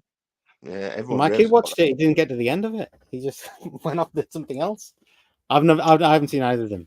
I don't like cartoons. That's just no, I don't like cartoons. But everyone raves about that up too. Dave says Sorcerer, as I said before, was dumb. The truck's name was Sorcerer, and the movie shouldn't have been named that at all. Plus, after even 10 minutes, did we really think the truck was going to blow up at all? Yeah, you tell him. You tell him, Dave. Michael Myers, The Guardian was pretty crap for freaking. Yeah, no, I used to really like The Guardian, but it doesn't hold up. It does not hold up. It doesn't hold up to a rewatch film. Like the first time I watched it with the wolves and shit like that, I thought this is great, man. And she's sexy as fuck in that. But no. When those baddies come to the tree and the tree kills the baddies, and that was awesome. And then I watched it later on, and like the whole movie was a bit slow, and those bits there were seemed a bit silly.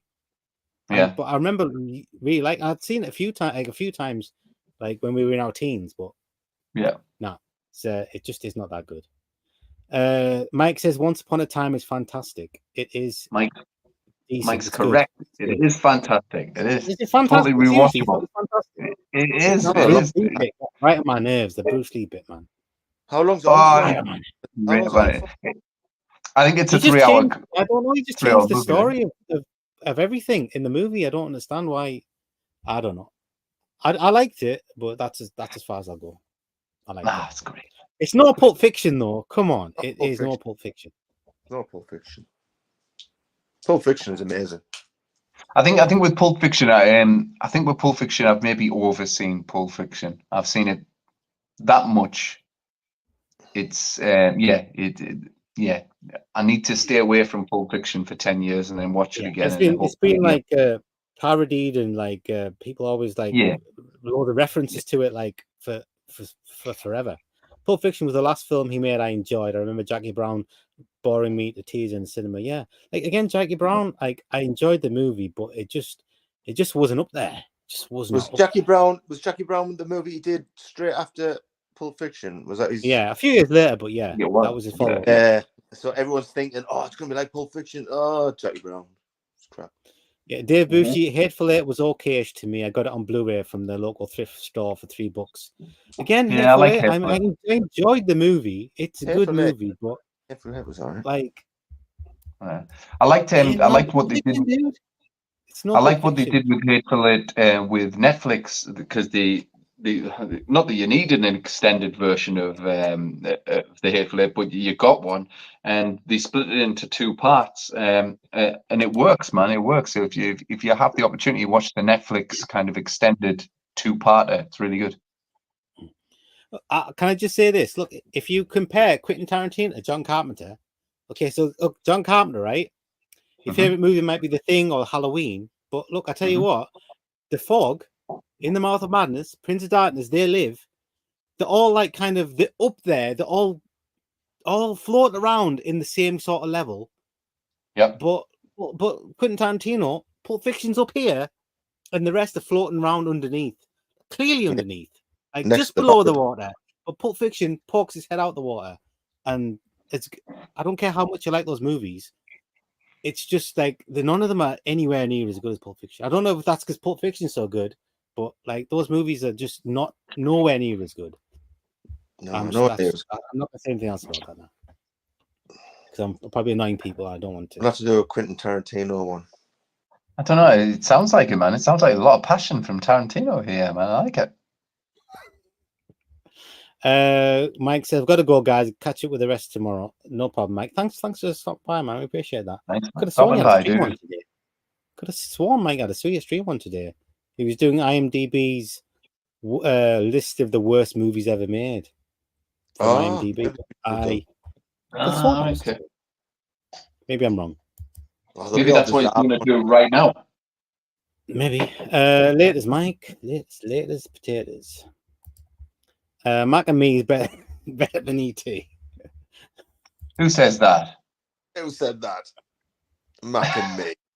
Get the fuck right. What's the one with the shit? Flight of the Navigator is better than E.T. God damn it! Flight of the Navigator is an awesome movie. Oh, man. It's just E.T. Flight of the Navigator is really awesome. E.T.'s I love that Flight of the Navigator when he wakes up years later and he says, "Oh, it's Starsky and Hutch on. I want to watch Starsky and Hutch." Guys, you're literally talking about a perfect film here, E.T. You know what I mean? Come on, guys, you're cheapening the stream here, Batsy, by slagging the E.T. off, man. You're cheapening the stream. Dave said he saw E.T. 4 times in the theaters because friends Quite kept right, bringing Dave. it. I love it. It was okay-ish. What? E.T. Didn't love it, but I saw it 4 times. I don't get you, 7. Dave Boosty. I'll give it a 7. Dave, you're crazy. Yeah. That thing on the screen is freaking me out. All right, so we've got the next one, guys. Mac and yeah. Yeah, good point. Oh, there you go. That's a brilliant shout. Best one so far. Best shout so far. Conjuring. Get the fuck, man. Very, very good. Amazing film, and it's scary as hell. That movie actually, one of the last movies I remember actually scaring me was The Conjuring. It did scare me, especially that possession scene and some of the jump scares, man. Like when she's on top of the cabinet and they're doing is it the clap one they're doing? Clap thing. And you look up and she's on top of the cabinet. That bit there, that gets me, man. That gets me. I mean, listen, you know, the Conjuring is it's nice filmmaking. It certainly is nice filmmaking. You care about everybody that's in the movie, which is good, because if you don't care, you don't scare. We've talked about that. But it's a collection of scary moments, and scary moments aren't the most original things in the world. We've seen quite a lot of the scary moments in different movies. Done well. It's done so well, dude. It is done very well. I mean, the clap scene straight out of The Orphanage. But it's better than the one in The Orphanage, though. It's scarier. No, I don't think so. I think the gravitas in The Orphanage is not even a very scary movie, dude. It's not even a very scary movie. I was disappointed when I saw The Orphanage. Really? Oh, I liked it a lot, but I thought it wasn't very scary. That was a bit. No, I didn't like The Orphanage. It failed on was being a scary movie. Like it. No, listen, I like The Conjuring. I really do. It just doesn't scare me. It's a piece of celluloid for me with good bits. But you know, that hasn't put me off of watching The Conjuring 2 or even the fucking dreadful Conjuring 3.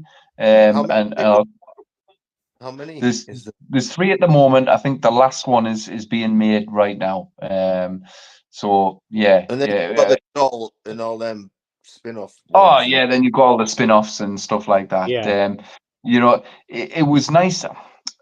after kind of what was the movie he did? James Wan did with the little boy who gets possessed and Insidious. Insidious. I really see. I think I prefer Insidious to The Conjuring, because it kind of goes a little bit more old school. The music, the jolts, Yeah. and even you even chucked in Barbara Hershey and stuff like that. But I like the fact that James Wan was allowed, if you like, via Warner Brothers to make an old Hammer House a horror movie. I mean, which effectively The Conjuring is. So All right. I respect it and all that, but it doesn't scare me. This movie, like, it doesn't scare me. I enjoy it, but it doesn't scare me. Yeah. And it's based on This a true, one is a go-to movie for like atmosphere for me. Like, and the real that one people aren't they? The real paranormal investigators. They Yeah, existed, yeah, absolutely. They existed. Whether the stories are real, that's highly Mm. debatable and everything like that. I've watched a bunch of documentaries, and a couple of them you'll come out with the documentaries thinking, yeah, all that shit definitely happened, and then you watch a couple of other documentaries that effectively debunks everything, and you're like, that going fuck, you know what I mean? So, but certainly they seemed like genuine people, but they also got paid a lot of money as well. So, you know. Money is the root of all evil and all that. Dave Busey says, once upon a time in Hollywood, I didn't overall like except the ending. The rest was literal 15 scenes of people driving around listening to the songs. That's it. There was a lot of driving, to be fair. There was a lot of driving. Even Michael Myers, driving what's in the that- one he did with Kurt Russell as a stunt driver? That was shite. Yeah, Death Death Proof. I didn't. Yeah, That was that did suck. like I mean, that. that movie should have rocked. Like, to be fair, Kurt Russell as a fucking maniac, serial killer, stuntman driver. Sign me up, man. But it just, I tell you what, Yeah. when you And spend, he turned out to be I a think pussy at the end as well. he did, man. He did. was And, cool, and then he was a pussy. Why? Why do that? Well, he Michael just Myers' shot Fab himself. 76 to 94 was unstoppable. Oh, absolutely, mate. Mm-hmm. You got the exact years right there as well. From Assault on Precinct 13 to In the Mouth of Badness. I'll have to A couple watch of dips. Death Proof Just a couple again. of dips. But other than that, absolutely. With that other one, Death Proof, and what was the other one that came out in the same? Planet Terror. Yeah, I like Planet Terror. I enjoy Planet Terror. It's as a popcorn flick, it's fun. Yeah, I'll have to Michael Myers, Fight the Navigator all day long over ET. Come on, Mike. Who was the Michael kid? Myers, man. Fred Savage. Navigator, Fred Savage. awesome, dude. Is that what it was? Was it Fred Savage of the Wonder Years? I feel like it was. No, it looks like him, but he did. Yeah, it's not I feel him. like it was Savage. It's not. Was it not? Dave Busey, The Conjuring was a fun as someone shaking their house keys around. I do not like that movie much. Lily Taylor was good though. It's awesome. Yeah, I like that. Conjuring everything you hate about modern horrors. You can't put them two together, man. One's in like a totally it's like made like an old school horror movie, The Conjuring, and it is like it's like a distilled version of like all the beats in The Conjuring that were taken from the rest of the universe. They've stuck them in it. But this one I think was amazing, and it's not like a 12 like most of the other ones are. Like this one here, it's like I think it was R-rated in America, and most of them are coming out as 12s. Yeah. Anyway, do you know, talking about Lily Taylor from The Conjuring, I tell you what, I did watch a couple of weeks ago, and it was one of the best home movie experiences I've had in a long time, and I've seen it many, many times. Say Anything with John Cusack, man, and Ione Skye. I watched it again recently. It's still brilliant. I know it's not horror, but it's a great movie, guys. If you get, yes, it is. If you get the opportunity again, watch it again. It's brilliant, man. I felt like a teenager. I've never seen it. I've honestly never seen it. Have you never seen it? Oh, Massey, it'll break your heart, man. Break your heart. What's the song? It's In Your Eyes. Is that Peter Gabriel? It's a Peter Gabriel song, In Your Eyes. That's it. That's it. It's pretty romantic. Oh, very romantic, man. Early sort of teen movies, when I watch them again, I don't really like them that much. Like, I don't like Weird Science that much. I used to love Weird Science. I don't really think that it's that good. What was the other one I watched? Breakfast Club is still awesome. Ferris Bueller's still awesome.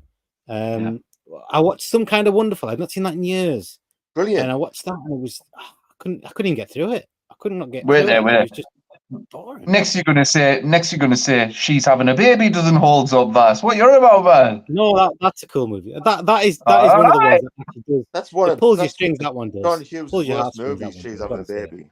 Yeah, For sure. yeah. But no, Yeah. say anything different, mate. It's less John Hughes, and I think it's a Cameron Crowe movie, if I'm not mistaken. So it goes for a wee bit more the real, if you like. But it's very, very funny, but very, very romantic. Like John Cusack is fucking awesome, and he nails it. Like it's good. Yeah, he's better in Yeah. Better Off Dead, though, isn't he? Mate, Better Off Dead doesn't hold up. Doesn't hold up, mate. I watched it about 6 months ago, mate, and I was like, I think I turned it off halfway through. I was like, what the Seriously? fuck is this? I can't believe I used to love this movie.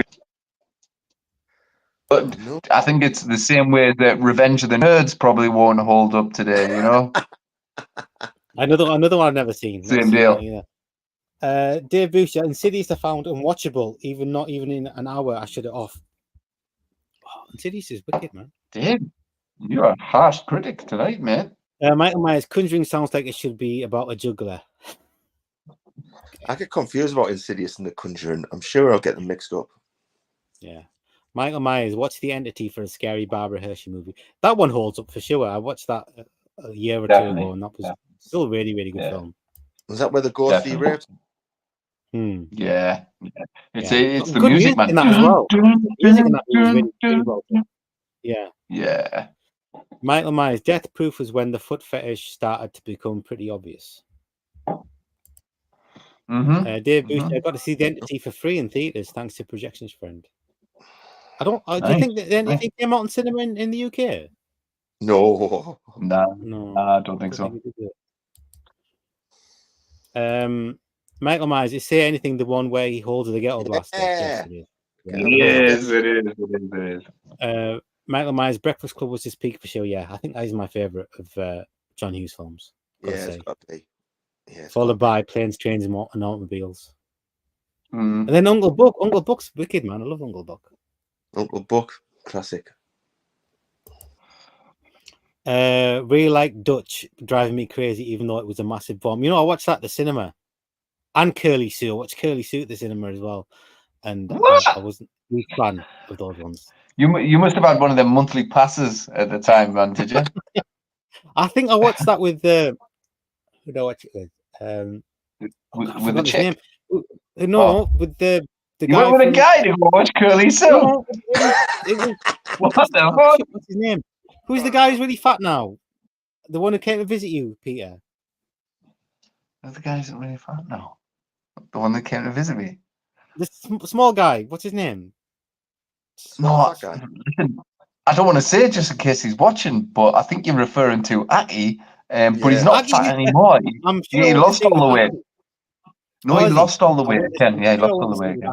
Aki, if you're watching, you look great, mate. Don't listen to Vasi's dick. Love you, Aki. I haven't seen him 30 years, man. I don't know. No, he looks good. He looks good. But you listen, you know, if you'd have talked to me a couple of years ago, mate, my weight had ballooned as well. You know, we all go through fat stages. Yeah, I'm absolutely always in one. Actually, Planes, Trains, and is awesome. It is absolutely awesome. It is. Curly Sue was the last proper John Hughes film before he started writing dog shite like Baby's Day Out. I don't mind Baby's Day Out. I think it's a good film. I quite like Baby's Day Out. Me too. They're quite harsh in here now. Our viewers are quite. I think I might have put them on one by being so hot against Buddy Quentin Tarantino. Right, the next one, guys. Can we move this along a bit? Oh yeah. Drag Me to Hell is not terrifying at all. No, it's got some icky scenes in it. It's not scary or terrifying at all. Oh, it's not terrifying. But I have to say, the final 60, 90 seconds to the movie are fucking kind of terrifying. Like the some of the best horror cinema. You know, I think I've seen it. It's awesome. It's awesome. I put it on for my kids when they were, I think they were about 12, 13, and I was thinking, you know, Drag Me to Hell. It's like a you know, a young person's horror film. We'll whack this on, and they were getting off on all the slapstick and jumping and that. But see that ending, man, fucked them up, and quite rightly so. It's scary as shit. It's scary as shit, man. Who's the actress in it? She's lovely, isn't she? What's her name? I forget. I can't remember her name. Is it Alison Lohman? It could be, mate. No, it is.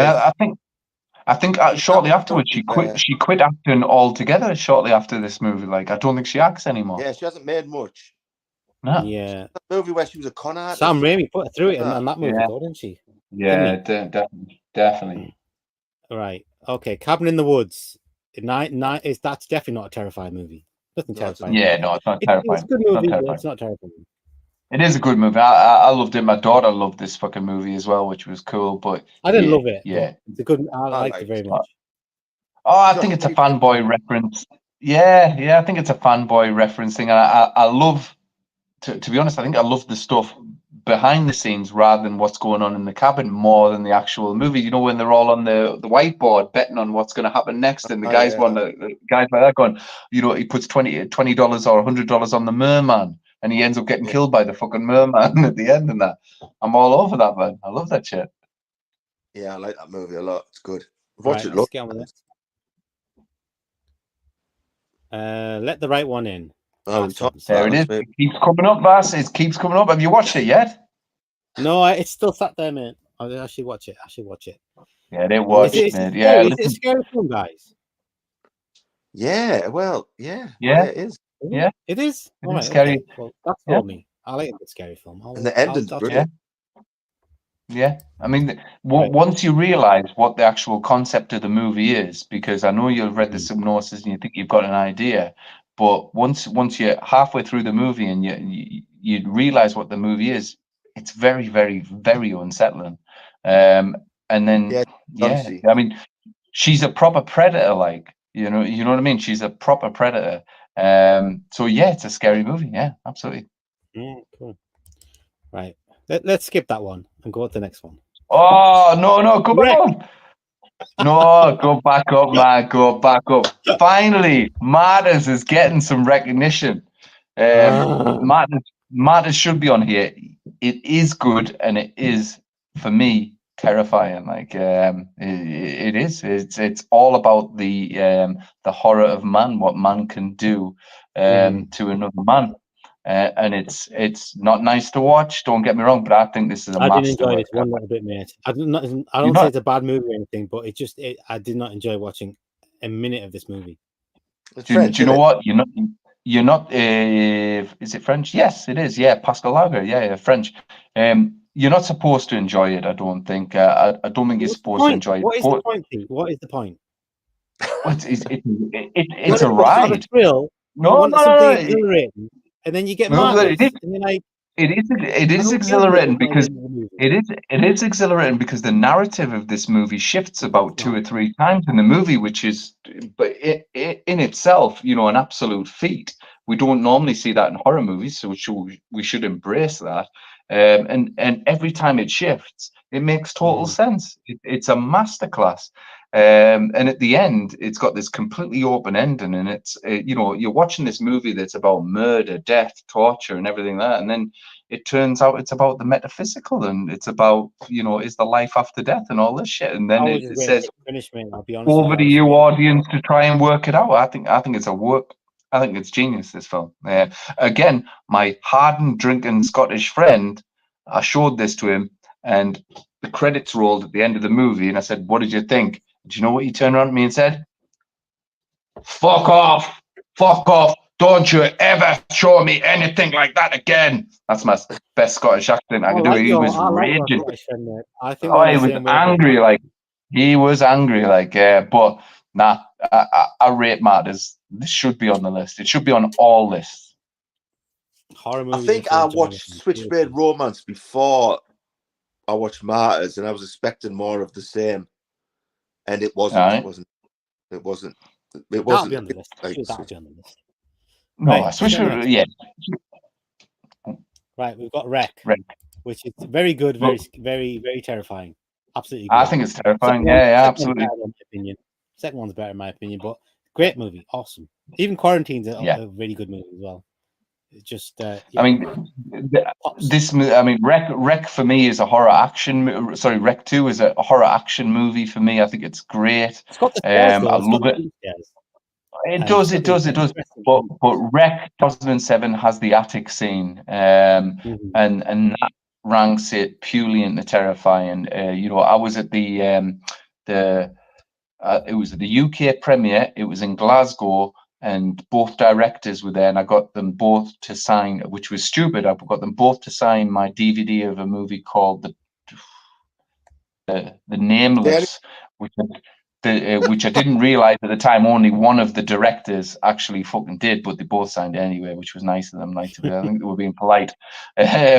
But we watched it, and it just fucking blew me away. And they also had the night vision cameras on the audience while we were watching it and stuff like that. I've never seen any footage back from that, but they were watching the audience reactions. But you see the bit where they're in the main corridors, and they're just all talking away, and that fireman just falls out of nowhere and slams on the deck right next to him. Do you know what one of the best things in Rec is the sound design to this movie? Like, it is simply stunning. And for a found footage movie, you'll be hard pushed to find better set. I mean, Scorsese sets up scenes like these guys set up scenes in Rec. The long takes that they have without cutaway, people don't talk about. The rehearsals that they must have done to get these scenes right are absolutely sublime. Like, Rec's a phenomenal film. It's a phenomenal film, and the trailer was just as scary. That 1.5 minute trailer was just as scary as the entire fucking 90-minute movie, man. Fucking brilliant. Fucking brilliant. I agree wholeheartedly. We're all over the globe, aren't we? Yeah. I like that. We're starting to see it. Do you know? Does it feel like people in the office who were devising this list have suddenly thought about, hey, all these are English speaking movies. Should we put some foreign movies in? Yeah. Martyrs, Rec. We're getting some depth now. We're definitely getting some depth coming in. That's good. Michael Myers, got a bad feeling Jaws isn't on the list. We'll see. We're still in the 2000s, and I'm sure it's going to be there, man. It is. It's going to be there. Michael Myers getting deep with Martyrs. Yeah, a movie I'm never ever going to watch ever. Dutch film buff. All right, dude. I agree with Pete. Martyrs is very good. It was made for you, Dutch. Thank you. It was bloody made for you. Thank you. Thank you, Dutch. I'm sure Dutch isn't surprised at all that I don't like the movie, and that you love it, Pete. You like these weedy movies, don't you, Pete? Do you know what? I want to be tested sometimes, but not in a kind of Serbian film way test, if that makes any sense. Serbian film way test. Yeah. Right, next we've got Paranormal Activity, which, honestly, the first one I didn't really rate as being that good. I think I like the third one. Yeah. I like the third one. Big more. It has its moments, but yeah. I would say that was. Do you know what? I preferred the original ending when the coppers killed them. I thought it was realistic. Of course, coppers are going to kill you in your own home, so it's quite realistic, especially in America. But yeah, I preferred it to the whole kind of Spielberg ending that he made them shoot. The first time I watched Paranormal Activity, I watched it on Dave Boosty cinema service, and it was the original ending. Like, it wasn't the DreamWorks cinema ending with the random bit of CG at the end. This was a big movie when it came out. This one made waves when it came out, didn't it? I didn't think it would. It did. It made over 100 million. Yeah, but I mean, like, it was like everyone was raving about it. Did Steven Spielberg ring them up and say, "No, you need to do this ending"? Is that how it happened? Yeah, I think so. The story is right. Spielberg got a copy of it, right, and this is the story. Spielberg got a copy of it on DVD to watch, and he said, "There's this new movie shopping around the festivals. Do you want to check it out?" And he checks it out. He reads it. He watches it, and he says to his PA, "Get that DVD out of my house, because I don't," kind of like, your mother did with copies of The Exorcist. "Get it out. That's evil. Get it out. Get that movie out of my house." Blah blah blah blah blah. He thought it was that nasty, that insidious. Get it out of my house. And then he gets in contact with. Say again. Then he gets in contact. He is. Then he gets in contact with Oren Pelly and he says, I like your movie, DreamWorks will get behind it and all this, blah, blah, blah, blah, blah. But there's one thing, you got to change the ending. It's got to be scarier. It can't be anything to do with the real world. It's got to be to do with the paranormal world. So they did the ending purely for Spielberg and DreamWorks. Which ending was that when she gets dragged away or whatever? I think she goes up to when he gets thrown. When he gets thrown, and she goes up to the camera, and her face changes CGI style, and she kind of laughs and shit. Yeah, that's Michael Myers says, "Get that copy of ET out of my house." Michael, listen. Like, to be fair, Michael, I like you. I think you're awesome. But we've got to knock this ET shit off. It's a kind of perfect film, Michael, and it's absolutely a pinnacle of my childhood, motherfucker. God. There's the orphanage. I told you guys. I told you the orphanage was scary. No. Right. Yeah, it's good. It's a good film, but I didn't think it was that scary, to be honest. I didn't. And it's tragic as fuck. I was fuck. expecting more. I cry at the orphanage. Mm-hmm. Okay. Right. It does have a lot of heart. It's got a lot of heart. But let's move on from the orphanage. Yeah. Move on from the orphanage. Oh, there's a brilliant shout there, mate. The Descent. Yeah, that's a good shout. That's a good shout. That's the perfect description of good and terrifying. Better than good. Yeah. Good and terrifying is The Descent. Yeah. Visceral. Yeah. Did you ever get to meet him, Vass? I did. Yeah, I got to ask him a question or two, which was nice. Yeah. I was so nervous, dude. I was so nervous. I had these questions written down. You did well, man. I still fucked it up. I was like, because I had like backup questions just in case they'd already been asked, and I was like, no. But I got it out there anyway. What didn't help Vass and what didn't help Gareth at the time was I think he was fucking honestly streaming his part. I think he was in fucking Beirut or something. You know, his internet connection was that shit. It was unbelievable. So he kept cutting out, kept cutting in. It was a strange one. It was stop starting and everything like that. But no, Vass held his own. And do you know what I was thinking, Vass, when you were asking him questions? I was thinking, I hope he hasn't seen any of our streams when we're slagging off his wife. Big time, yeah, because we've slagged him off and we've slagged his wife off a lot. And I was thinking, I hope because he'd seen Gareth, and I'm thinking, what, you know, who's Gareth's friends with? You know, what's this? You know, yeah. Who are these Geordie guys? I'm a Geordie, cool. You know, let's watch this. What's he saying about my wife? What? Have you seen Neil Marshall's new movie? I have. Is it good? That's the Cockney action movie with his wife. No, it's fucking terrible, man. Oh god, is it? Yeah, do you know what? It's pretty much a remake of Bridget Fonda's The Assassin, which is a remake of La Femme Nikita or Nikita. Nikita, yeah. It's dreadful. It's fucking dreadful. Like, I mean, the action's unconvincing. She's unconvincing. I have to say it. The direction's painful. You know, Neil Marshall can't even get a nightclub scene right where, you know, the actors in the background, you know, when they're clearly just mouthing words going. It's all that shit. Can't even get the sound design right where you think you can't hear them. They are clearly just mouthing dialogue, and you're just like, what the fuck is this? How can you go from The Descent to this? And you know, it's not magic. He made magic in 2005, and now he's pumping out the stuff that he's doing, and it's like, it's not as if Descent had a huge. No, it's not. Well, he's pumping out wife projects to keep said wife. It's as simple as that. You look at this girl. You look at this girl's history, and it's all been about getting with execs and the only reason she gets with execs is to ensure that they make a movie. And she was getting with like Warner Brothers execs and stuff like that. But guess what?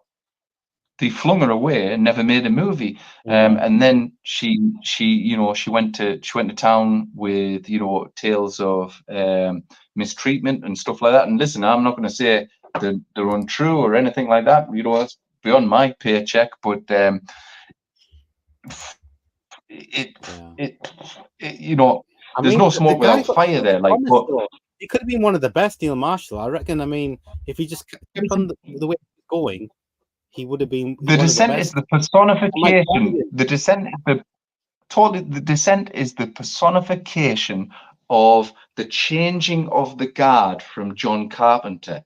Okay, you know, there's so many moments in there that, you know, and yes, he was homaging John Carpenter, yeah, but there's so many moments in that movie, where you think this is the next John Carpenter.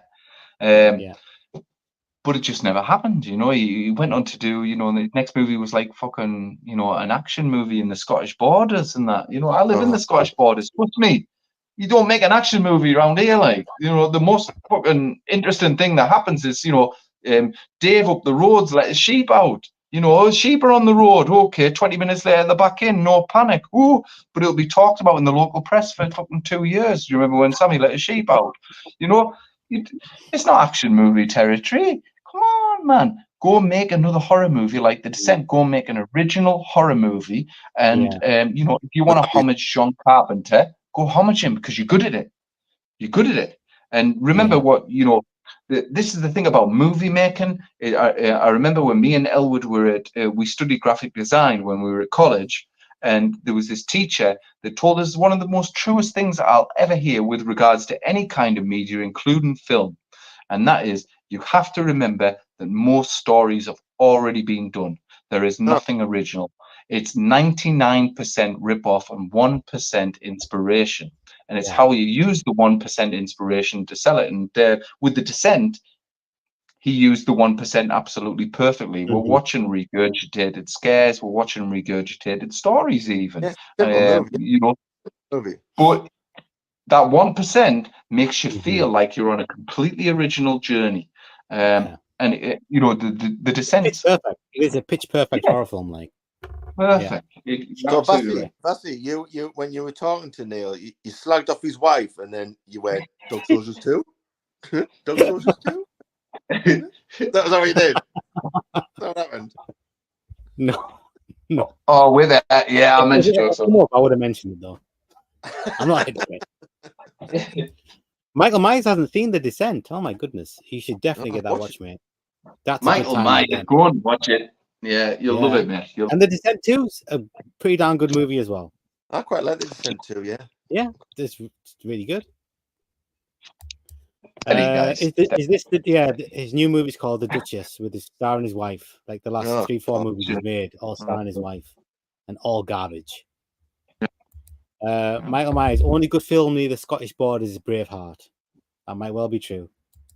Braveheart's awesome. Well, I guess that was in the borders, Right, so on the next one is 2004 Saw. And stuff like that. Classic. Yeah, absolutely classic. Good. All right, so yeah.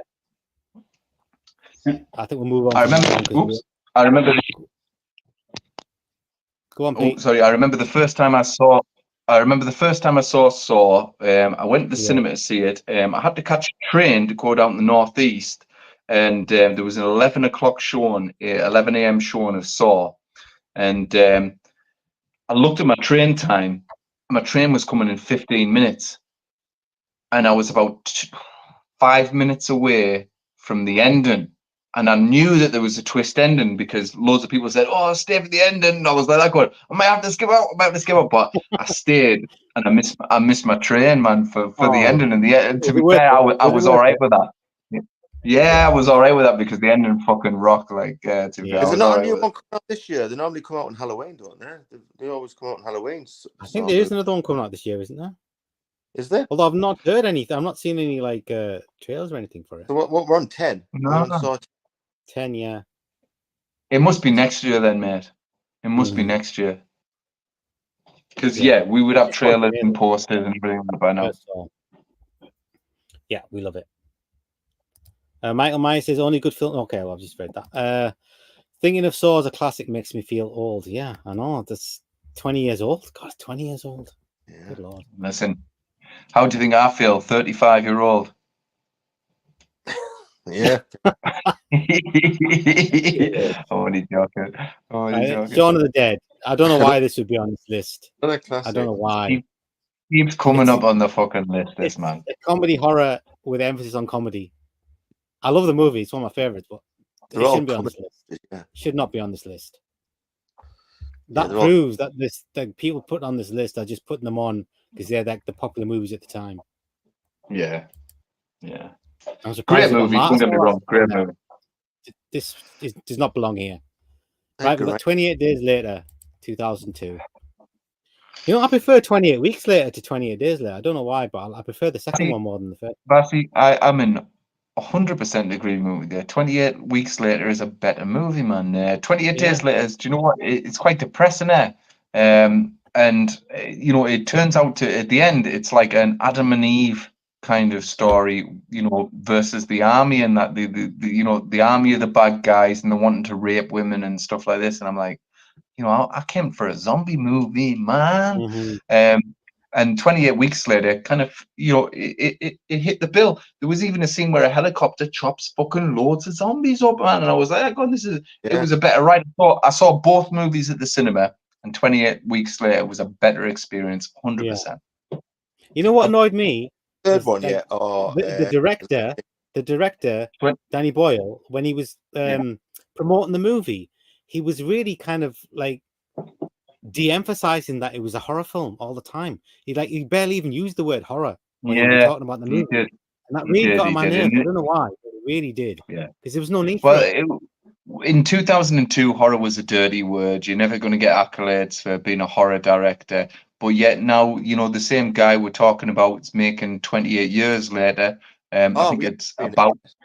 Yeah. I mean, do you know, it's been filmed in fucking Durham, Newcastle, Scottish Borders, Northumberland.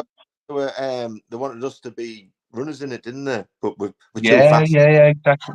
Yeah, no, exactly. Too fast. So no, and a lot of us finished, but the hype and horror. This is going to be the horror event, this and all that. So they've embraced it now, mate. They've absolutely embraced it. Listen, I want to see 28 years later, and you know, but this is part one of a trilogy, apparently. Is it really? From Yeah, well, listen, I don't know. Well, listen, you know, given that our audience is quite limited, I'm going to say it, but apparently, and he was right about what's the boy's name? Who was Voldemort? What's the guy? Ray Who played Fiennes. Ray Fiennes, right? This What, the little guy. blonde- No, Ray Fiennes. He was also in Bruges. So this chap that I know, Oh, hopefully Strange he's not Days. watching. Yeah, Strange Days. Hopefully he's not Best watching. But this chap that I know is been working on 28 years later, and he sent me a WhatsApp stating that Ray Fiennes was going to be in the movie, and it was before it was announced. But he also has told me something. Okay, he's told me, you know, he didn't tell me anything about Aaron Taylor Johnson, who I think has signed up, but he says part 2 is going to be made by a different director, and I think a female director is doing that one. And part 3 will also be made by Danny Boyle. And he said there's 3 movies, and he said part 2 is going to set up a new villain. And do you want to know who the new villain is? Tell us. I can't remember his name. What the fuck's he? He's the Batman. The Batman. Who's the Batman? Oh, Who's the okay. new Batman? Robert Pattinson. Robert Pattinson. Robert Pattinson is going to be the new. So, yeah, that's what this guy said. Robert Pattinson. So, Twilight. like I say, this guy told me that Ray Fiennes before he got released and everything like that. So I trust him. He's definitely working on the movie, but he says that that Robert Pattinson is going to be the villain. The villain. But is he making a cameo in this one, the 28 years later? Or is he? I don't think so. I don't think so, mate. There's certainly been no rumblings of him being anywhere near this particular movie. But Robert that's Pattinson. what I'm hearing. That's Robert. Scoop from Pete. Yeah. We'll keep an eye on that, dude. Nice. Good night. Right, let's get on to the next one. Oh, comments. Robert Pattinson. Why is Shaun on the list? Just silly. 100%, man. 100%. I'll defend Shaun of the Dead until I die, but like, it should not be on this list. Sorry, dude. Wrong list. Helicopter chopping up zombies is straight from Demons. Yeah, and Dawn of the Dead and Demons, yeah. And Dawn of the Dead, yeah. Gotta love the demon. Next is The Others from 2001. Oh, you like that, Yeah, don't you?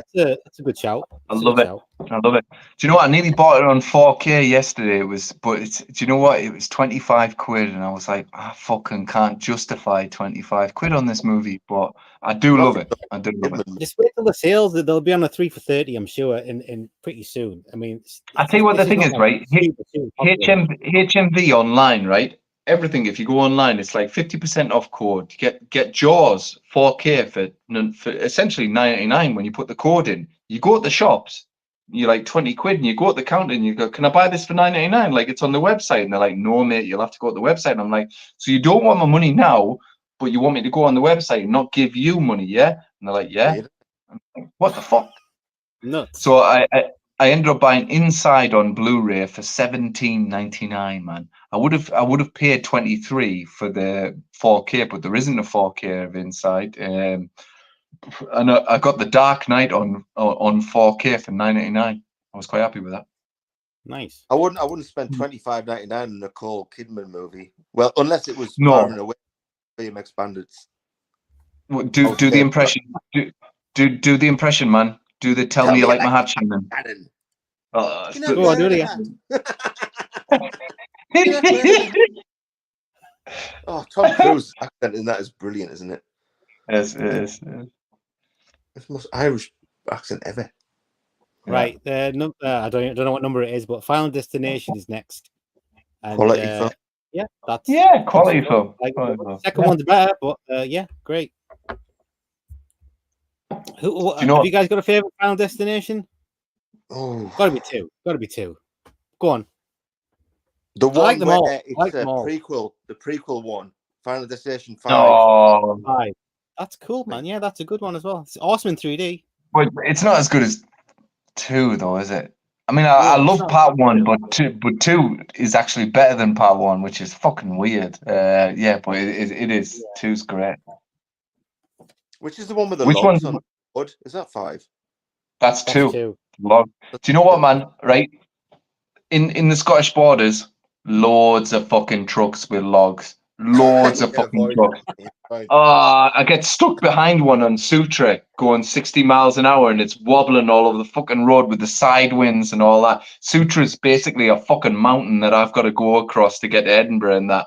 And yeah, I just shit myself. I will purposely hang back so people overtake me to get nearer the truck so I'm out the way of the fucking truck. It's horrible. I'll never dare overtake that truck ever. You've got Horrible. 3 Final Destination 3D glasses. I do, yeah. Holy Final shit. Destination glasses. You got 2. The Final Destination 3D. The one that was in old style 3D. Yeah, it makes sense that you get 2. Ooh, look. Ooh. Coming out there. I suppose you'd need more than one. You'd have a very angry girlfriend sat on the couch next to you, and then you go, "Oh, it looks great, Pep." That makes sense that you get 2, like, doesn't it? You can't share them. So we're in agreement with Final Destination. Should be on this list for sure. Yeah, yeah, why not? Why not? Yeah, Why not? Yeah. Really good concept. Really good movie. I think when we did our best franchise list, this was up there, innit? This was right up there. You guys were putting it down, and I was saying it's one of the consistently best ones. You guys are going, no, it wasn't. Oh, were we? Do you know what? My dad actually saw Final Destination at the cinema. I didn't. Right? My dad went to see it with fucking his wife, his fucking 21-year-old wife, Leslie, at the cinema. And the pair of them came back, and they were like that, going, "Oh yeah, cause it's a scary movie because it's not about a killer going meh, meh, meh, meh. It's just about circumstance and death coming after you and all this." And to be honest, as much as I fucking didn't like her, I was like that going, really? That sounds that sounds good. So yeah, I enjoyed the movie. I enjoyed the movie. Yeah, I remember. Right, next is Blair Witch Project. What do you mean? What do you mean? Bassy, you've changed, Bassy. You've changed, Bassy. What the fuck is wrong with you? I'm happy. No, I'm happy it's on the list. I would probably put it on my own list. I really would. But Bassy, do you know what? You know what I'm going to say? You know what I'm going to say to your attitude, Vass? I'm going to say, "Oh my God, what the fuck is that? What the fuck is that?" And that's a direct quote from the Blair Witch Project, man. Heather was predicting what you were going to say in the future. Because you didn't sing that tune back in 1999, mate. You were like, yeah, that's pretty fucking scary, man. You did. Are you sure? Did. Are you sure? Yeah. Yes. 1999. Look, Elwood's doing. Elwood is Heather. Don't know where I'm looking. I can't sleep. You can't keep your eyes open. Can't close them. What are you gonna do? That's brilliant. I don't know where. Yes, they've got the head of hat. Mental. Same hat, dude. What? Honestly, almost exactly the same hat. Just got to turn it up a bit. Yeah. Elwood, that's good, man. Perfect. That's the best. Elwood loves this movie, as you can see. He's got his hat on standby, waiting. It was just over there. Just remind me. I never bought it because it looked like that.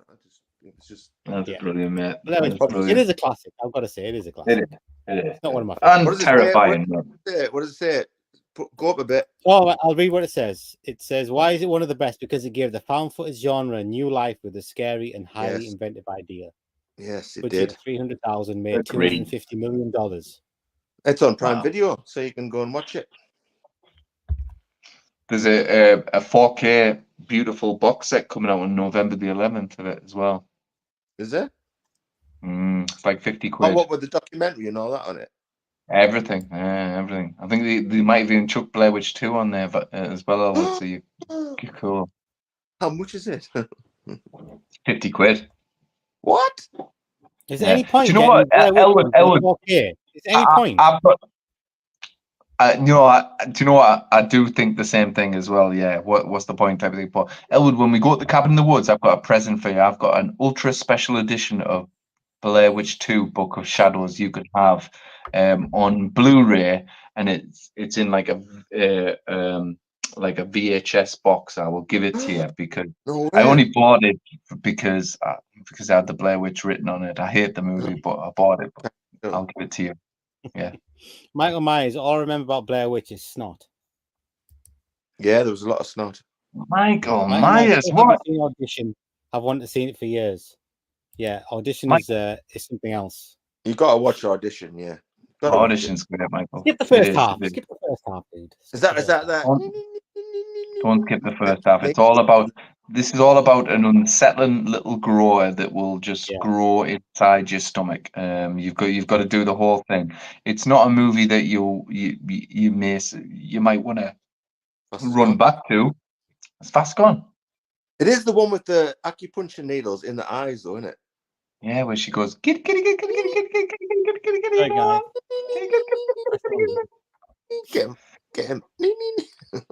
I think what that was nice of Bass to give us the stream. Oh, right, he's back. I don't know what happened there. Oh no, he's not back. No, he's back. He is. He's back. I can't see him on my. I can see him on my phone, but not on. I can see him on the YouTube monitor. Bass, are you back? Speak. I'm back. Can you hear me? Yep. Can you hear me? Yep. I can. Peter, oh, good. Honest, right. I can't see it or hear. Peter, I clicked my mouse and I don't know what happened. You what? Why don't you go out, Pete? Tell Pete to go out and come back in again. What's happening? Peter, go out and come back in. Do you think? That's what Bass said. Go out and come back in. All right, I'm frozen. Right, okay. We were just doing the acupuncture needles in the eyes. I heard. It was acupuncture needles. It says Dutch Film Buff says, in my humble opinion, found footage movies shouldn't be on any list at all. Movies like Paranormal Activity and Blair Witch are in my worst of list. Sorry, guys. I don't know. I feel like it's you got to take each one on its own merits. I mean, some of them are doing really well. Most of them are crap, but there are good ones. Like Horst. Horst was on the list there, and Horst is like a fantastic horror film.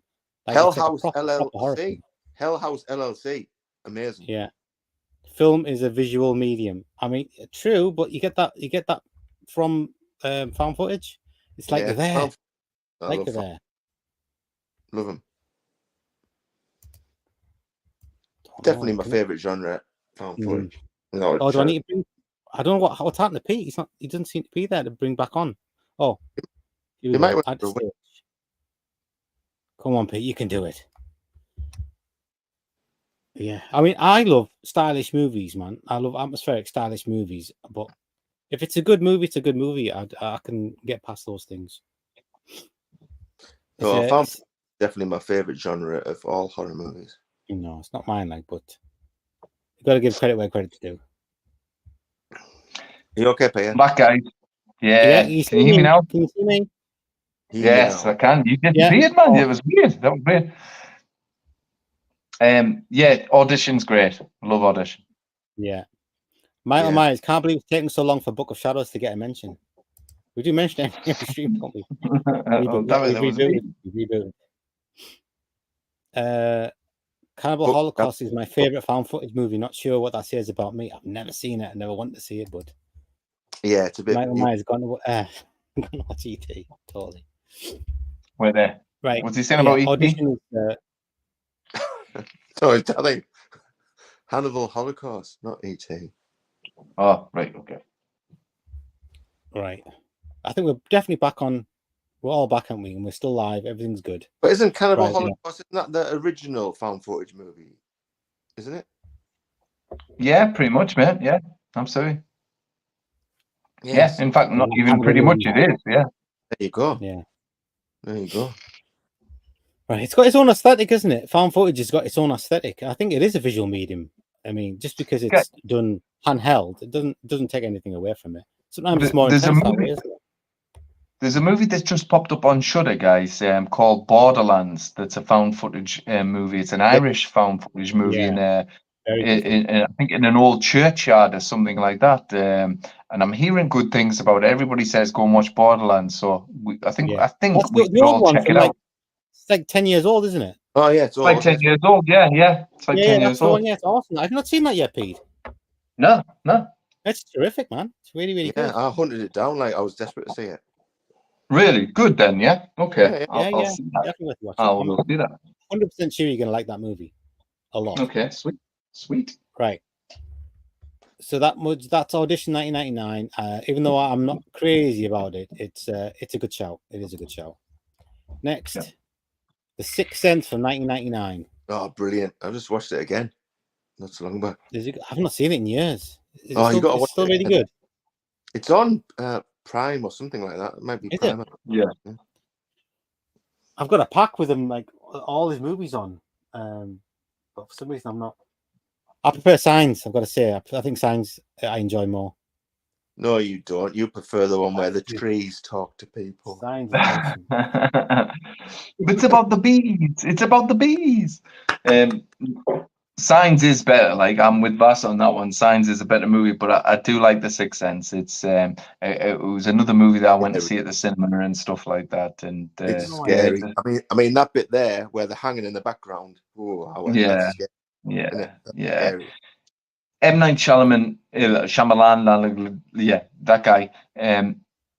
He, it was lightning in a bottle for him. He's never made a movie that's as technically good as The Sixth Sense, right enough. Like I say, I enjoy Signs a lot. It would be better if his daughter was singing in it for half an hour. That would, yeah. I felt that's what it was missing, to be fair, mate. A bit of nepotism, Yeah, definitely. There was no nepotism in there, which was a bit of a shame. And even he managed to even make Donnie Wahlberg scary, which was terrifying, wasn't he? Yeah, feat in itself. You actually like Donnie Wahlberg in this. Dutch Film Buff says Cannibal Holocaust is semi-found footage, and I agree with Michael Myers. It's the best one. Semi-found footage. It's been a long time. Steady guys. It's not the best one because of its content. Its content is questionable. That's an awesome picture, that man. That's the front cover, isn't it? The original front cover. Ring from 1998. 1998. Dude, I've got the original Ring poster framed downstairs in my murder room. In my workshop. But it only premiered in about 3 or 4 cinemas in England, and they were like London cinemas. No surprise there. London gets all the movies, and I snagged one of the posters. So I bunked it in a nice, beautiful frame. So I've got it downstairs. What's the name? Is Sadako. Sadako. Sadako. Sadako. Yeah. Can we Scary as just shit. can I just stop for a second and just think? Look, we're on 1998, and have they missed some movies out? Because as soon as Ring came up, I'm thinking we're already in 1998. Where's The Grudge? The Grudge should have been on this list. No, after Yeah, the Ring. they've Come skipped on. past it The because Grudge. they've gone Come on. straight to the Ring. The Ring's superior, Vass. It is. It It is is superior. superior. In your opinion? But no, it is. I've said The Grudge. It is.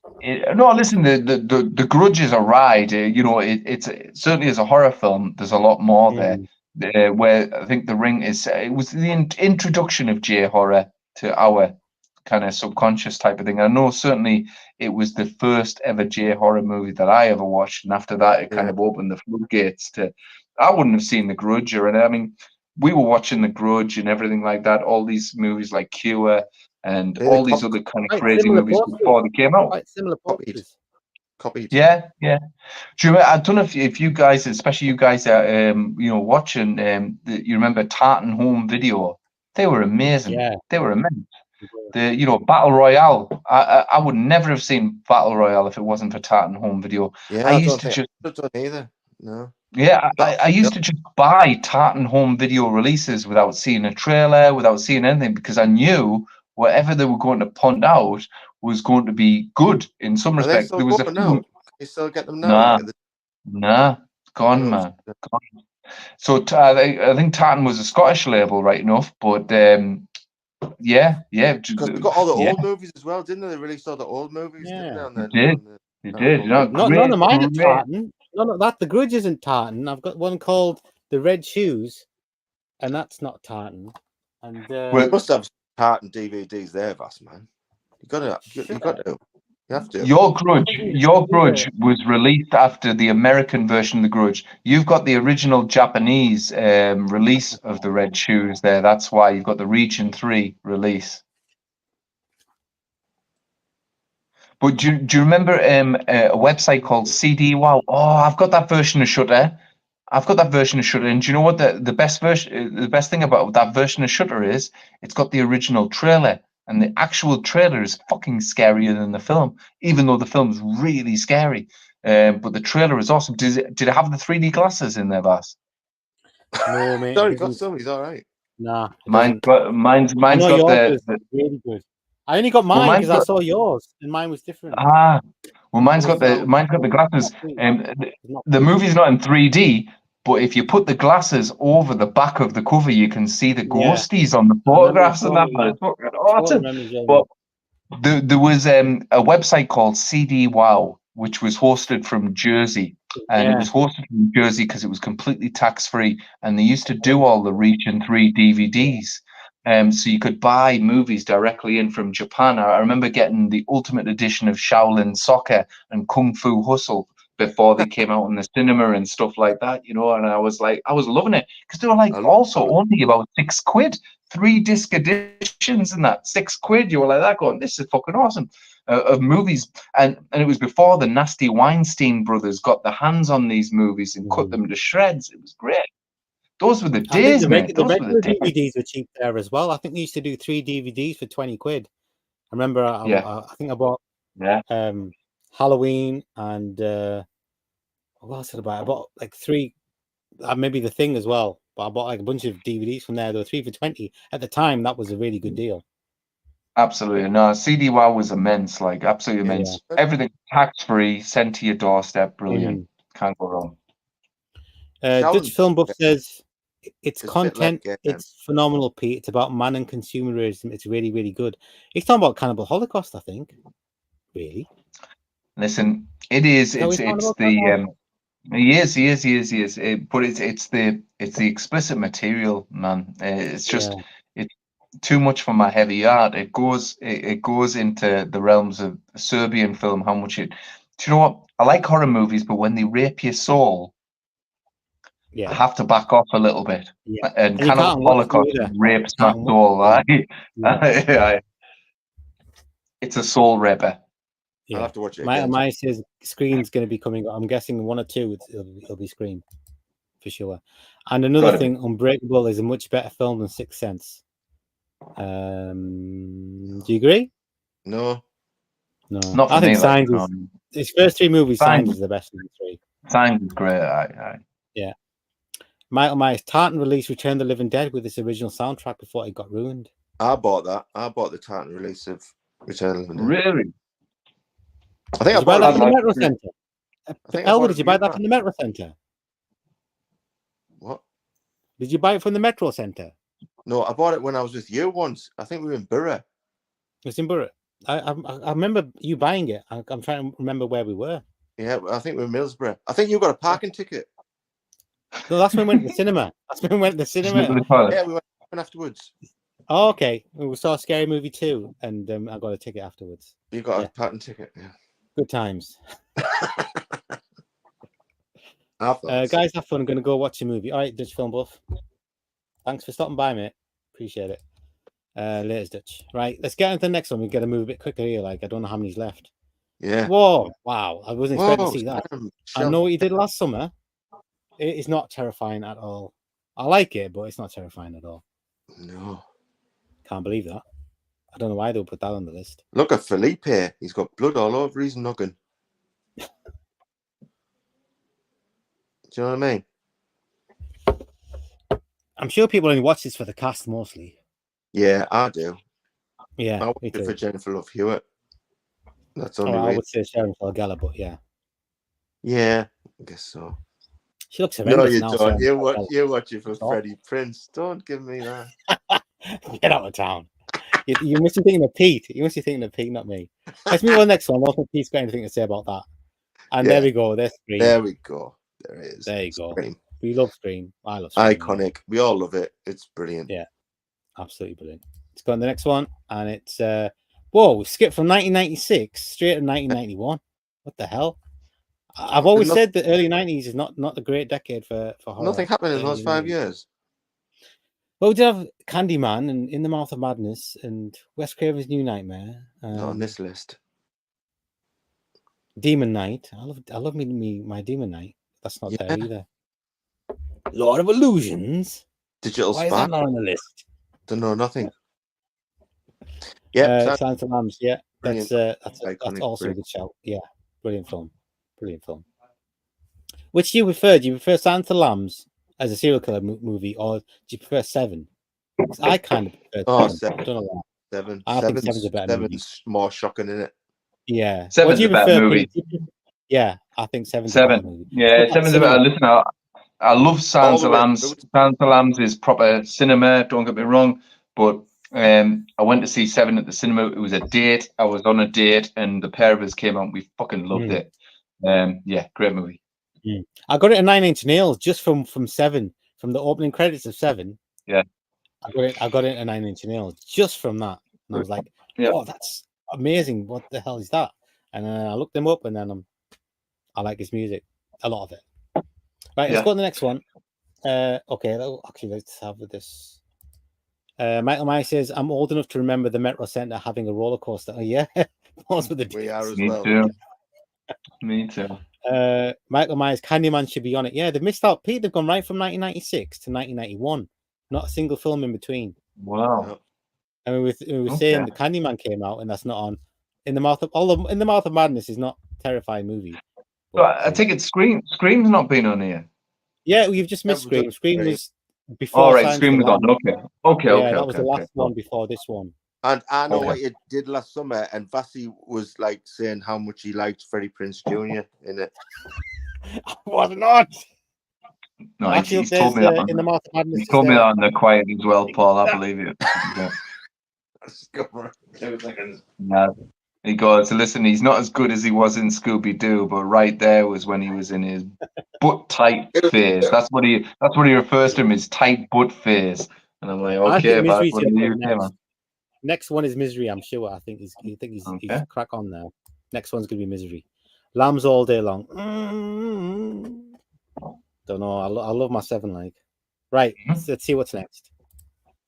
It is Misery. Yeah, well done, Mike Myers. Fantastic film. The movie that's only 15 now. There you go.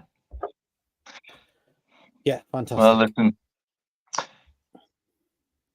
Misery's again another movie that I showed my kids, and I have to say my kids shut the fuck up for 90 minutes, and they were enthralled and were at the edge of the seat and everything like that. This movie's universal. It's universally good. Yeah, it's a great movie.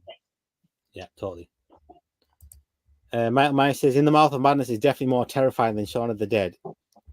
Yeah, that's logic, mate. That's exactly right. I would agree. Call it. You did, mate. You did. You knew. Well, there's plenty of horror films from 1990 like that. Brilliant. But I don't know how many were good and terrifying. Oh, Misery, classic. Love it. Yeah. Brilliant. Top 10. 10. It is. Yeah. Right. Next one is Hellraiser from 19... Dog. 88, 89. And you've gone straight to do it, Elwood. Do it, Elwood. No, don't do that. Don't do that. He wasn't even an actor. What was he, an insurance salesman or something, wasn't he? No, he was an actor. He was an actor. No, he was an insurance salesman. I'm sure he was an actor, dude. No, sure? they used to do plays all the time. Did they? He used to write plays. Clive Barker, while he was writing books, he would write plays as well. And he was in one of his plays, and he asked him to be in. Doug was his mate. Yeah, it's on the Nightbreed documentary. There's a big long Nightbreed documentary, and it's on there. He says exactly that. Not Nightbreed again. Where's Nightbreed? Oh, it's not exactly terrifying, but where there? Don't you mean Nightbreed? That Nightbreed. I don't even remember that game, but it's funny when you say it. I'm gonna fucking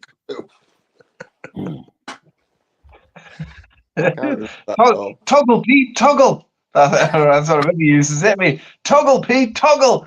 With my Speedster Pro, toggle. Okay, mate.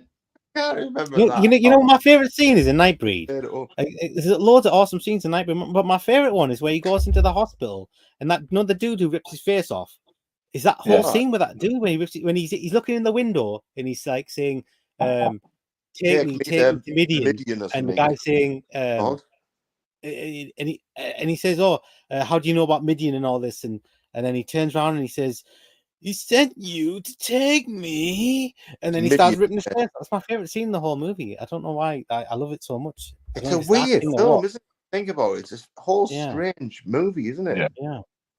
And he tells him how to get to Midian. He says, "You go down this road and over the hills, and then you find you at that." It's a great fantasy. Why hasn't there been a Nightmare? Why hasn't there been a Nightbreed 2? Like there's been a Hellraiser 2, 3, 4, 5, 6. Because it was a bomb. A bomb. That's why. It was a bomb. I mean, to be honest, I watched the Cabal cut, and I prefer the original cut, to the Me too, Cabal 100%. cut.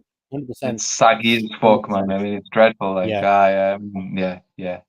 He's not the best. Who played? What's his name again? Who's that actor? The main guy, Boone. Boone, yeah. Who played him? Craig Sheffer. Yes. What else was he in? One Tree Hill. I have no idea what he's in. He was, wasn't he? He's in Hellraiser Inferno. I know he's in that one. He plays Copper in that one. Okay. I don't think he's the best actor. I don't think he's the best actor out there. It's Craig. Oh, look. Michael Myers. Where's Pet Sematary? Pet Sematary is 1990. That should have been in there. Don't you think? Nobody likes Pet Sematary. I'm not a huge fan of it myself. I'm just saying, I would think that would have been. No, it was scary. If this is a scary list, Pet Sematary. Yeah, I think it's scary. Good and terrifying. You guys always think it's terrifying. A lot of Illusions have tried to get into a few times, but still find it a bit. I'm a fan of a lot of Illusions. You should watch Vassie's cut. It's got no sex in whatsoever. Oh yeah, go on my channel. I've got a fight. What was it? Yeah, 2 videos, 7 minutes each, and it's the whole of Lord of Illusions, all of it, and it's all the best. Cuts out the nudie bit. Cuts out the nudie bit. No nudie bit. No nudie bits in Vassie's cuts. That's good. That I'm with you, Vass. That's good. Is it Hellraiser 5 Inferno? I'm sure Hellraiser. I thought Hellraiser 6. I have to look that up. Hellraiser 4 is Inferno. No, Hellraiser 4 is that's Bloodline, isn't it? Hellraiser 4 is Hellraiser in space. Hellraiser 4 was Hellraiser in space. Which one's Bloodline? That's 4. That's Bloodlines. We're talking about Inferno. Yeah, Peter, sort your head out. I'm confused now. So Hellraiser 5 is Inferno. No, that's what he says, but I'm sure it was Hellraiser 6. Let me just check. Okay. Hellraiser. Which was the one with Pinhead, the girl Pinhead? That was Hellraiser, just the remake. Just called Hellraiser. No, he's right. Five. Hellraiser 5 is Hellraiser 5 is Inferno, and it's directed by right. Scott Derrickson. Scott Derrickson directed that, dude. Holy shit! Wow. Did you know that? It's a good. It's No. it's like the last good Hellraiser was Hellraiser 5. Wow. Yeah. I might have to Hellbound watch that one. I've never seen it. Michael Myers loved Pet Sematary. He's definitely scarier than some of these. It is. Scarier than Shaun of the Dead. Pet A lot of Sematary is illusion discs I have has Famke in all her glory. Yeah, she does get naked in that one. In the uncut version of a lot of illusions, there's a massive long sex scene in that, and they cut it right really? out on the I don't approve. on the regular version, which I prefer. I don't approve. Inferno, yeah, you're right, mate. It is. 6 is Hellseeker. There you go. Hellseeker, Hellraiser, Hellseeker. Really? Michael Myers knows his stuff, man. Hellraiser, Hellseeker. Right, next on the list is The Fly from 1986.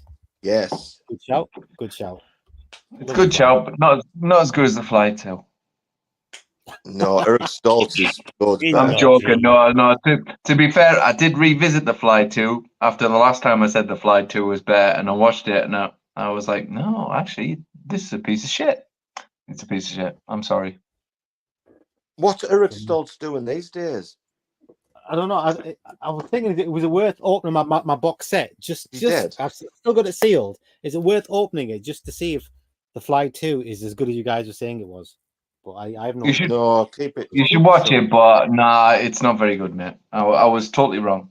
I was totally wrong. My teenage years had The Fly 2 as a better movie, and just purely because of the elevator scene.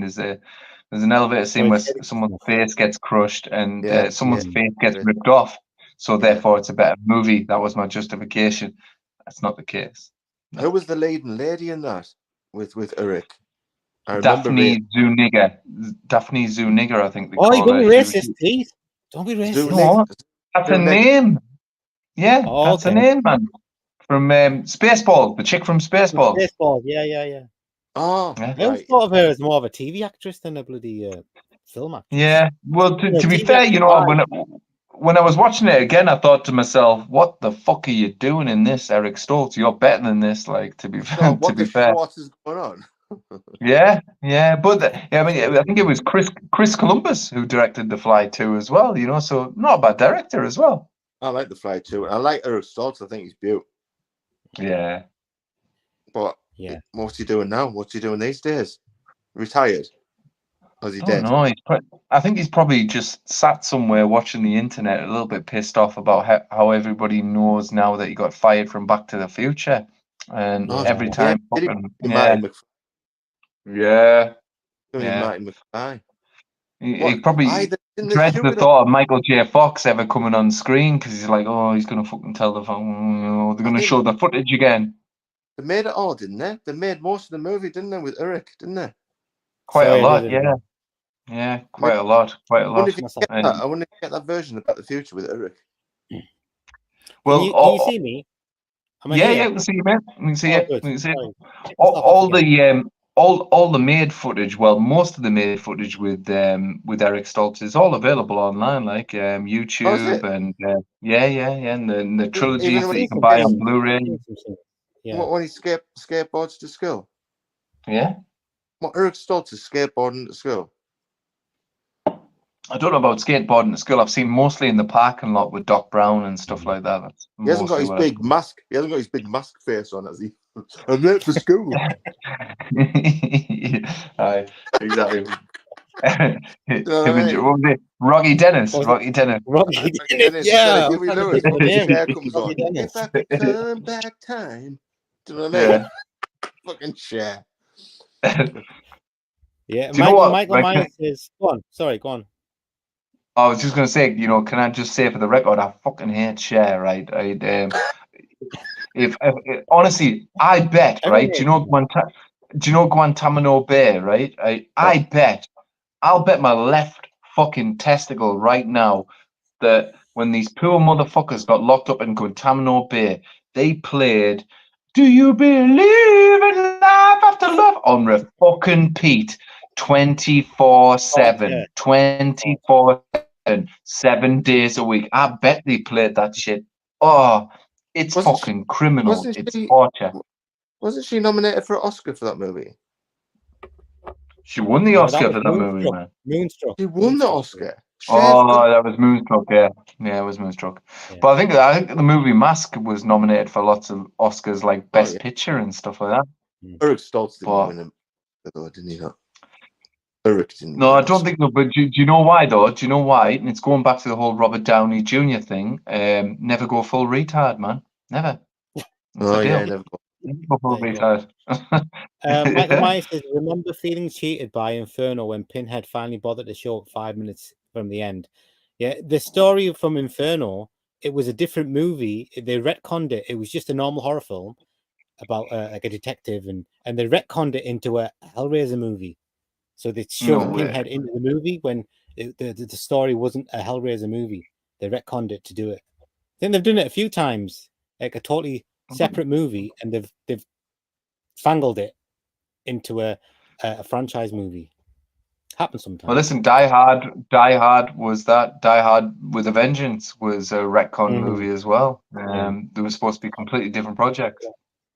And The Fly is awesome, to be fair. I do also love the sequel. Well, Michael Myers loves Fly too. We I'll have need to a check it Fly. out. I'm not watching in years. Since VHS days. Fabulous head squelch. I would say go back to VHS, go and watch it on the VHS fast, and it'll probably look, it'll still be good. Michael Myers says she does the best scream I've ever heard in any movie ever. Michael Myers, Chris Wallace directed the sequel, the guy who did the effects on the first one. Yeah, I don't think he's directed many movies. Don't think they filmed much more than a few scenes in Back to the Future with Stoltz. I thought they got Chris quite Wallace, far through when they sorry. changed it. I'm sure Did I say Chris Columbus? I think I said Chris Columbus. It was Chris Wallace, yeah. Yeah, sorry. So why did he get sacked? Like, why did they not like Eric Stoltz? I think they said he had a strange. I think he was a bit too serious for the role. Yeah. Oh, that was Yeah. it. Yeah. He couldn't carry the kind of comedic tones of the movie, like. Oh, what am I doing here? Right, let's go on to the next one. Right, we're back on. So that was The Fly, and the next one is A Nightmare on Elm Street, 1984. Yeah, I think it's a perfect movie to have on this list. Yeah, Good and scary and good. Yeah, I was scared of this movie. The original Freddy is the scariest for sure. Yeah. Yeah, it's a film that still holds up. I think it still holds up really, really well. Me too, man. Especially it's a bit more with serious than the rest, isn't it? Yeah. Have you seen the mask that they're selling on TikTok? The Freddy mask on TikTok to get those adverts. I've seen them, man. They're not real, man. They're not real. Them fucking adverts, man. I'll tell you that. They literally put the. It's like watching a Mission Impossible movie. You know, like Tom Cruise takes his movie, his mask off, and it's like a perfect face, and it's like, hey, it's Tom Cruise underneath, and you're like, that was never a mask. That was always right? They're expensive. They're not. Or 50 quid for the mask, and if you want the full thing, it's about 120 quid or something like that. Mate, honestly, what you get won't be that. Honestly, it won't be that. No. Nah. Yeah. If you want anything like that, mate, go the place where I got my gremlin from. I think it's a Scream Factory, or I think it is Scream Factory. Go there. They do like stuff that's kind of made from the original props, molds and stuff like that. Also, the alien mask advertised on TikTok. Have you seen the alien mask that's advertised? That looks beautiful. Yeah. But it's like 35 quid or something. But wow, that's a lot. It might be crap. All right, next on the list. Oh, I just get this comment through. I think most Hellraiser post Bloodline were non-Hellraiser scripts, with Pinhead randomly chucked in once it got going. Yeah, that feels about right.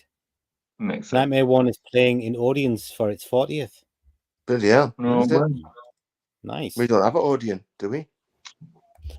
Our audience shut down, didn't it? Is the new one not an audience as well? The one that's on the other side of Darwin? No, I've got a couple of audience. Do you know the only audience near me? I looked up audience near me, like in Edinburgh. There's like 2 cinemas in Edinburgh playing Terrifier 3. next Metro week. Centre. Metro Centre has an Odeon. Metro Centre has an Odeon. Sure it does. Yeah, that's Odeon. It is. Yeah. It's dead expensive. Yeah, it's like 15 quid for a ticket. But the comfy seats, though, they are big ass comfy seats. Yeah. Yeah. Right. Metro. Next on the list is The Thing, 1982. Yeah. Not much left to say about that, but that's like We don't need to talk about this. We best of the love best. this movie. Best of the best. Yeah. Next is The Shining from 1980. There he is. Don't know. They seem to be skipping a lot of years in the 80s. I think they should have focused a bit less on the late 2010s and true. focused a bit more on the 80s, like, because it feels like they've skipped loads.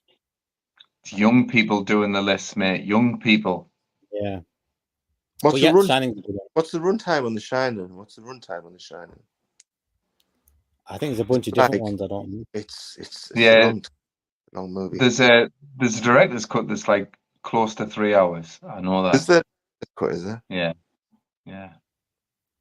But the normal version's like it's got to be close to 2 hours. I think I would say 2 hours. Sure, yeah. Yeah, brilliant film. Mike, so much more in the 80s than this. Just obvious, just the obvious ones. Yeah, I totally agree. Feels like skipping lots of things. All right, next on the list, I think we're going to be in the 70s now. Oh no, another one. Friday the 13th, 1980. That picture's not from Friday the 13th, is it? It's from like part 1. That's from part 8. That's from part 8. He's in Manhattan, man. He's not in fucking... Yeah, totally is. Yeah, part 8. That's not Crystal Lake, goddammit.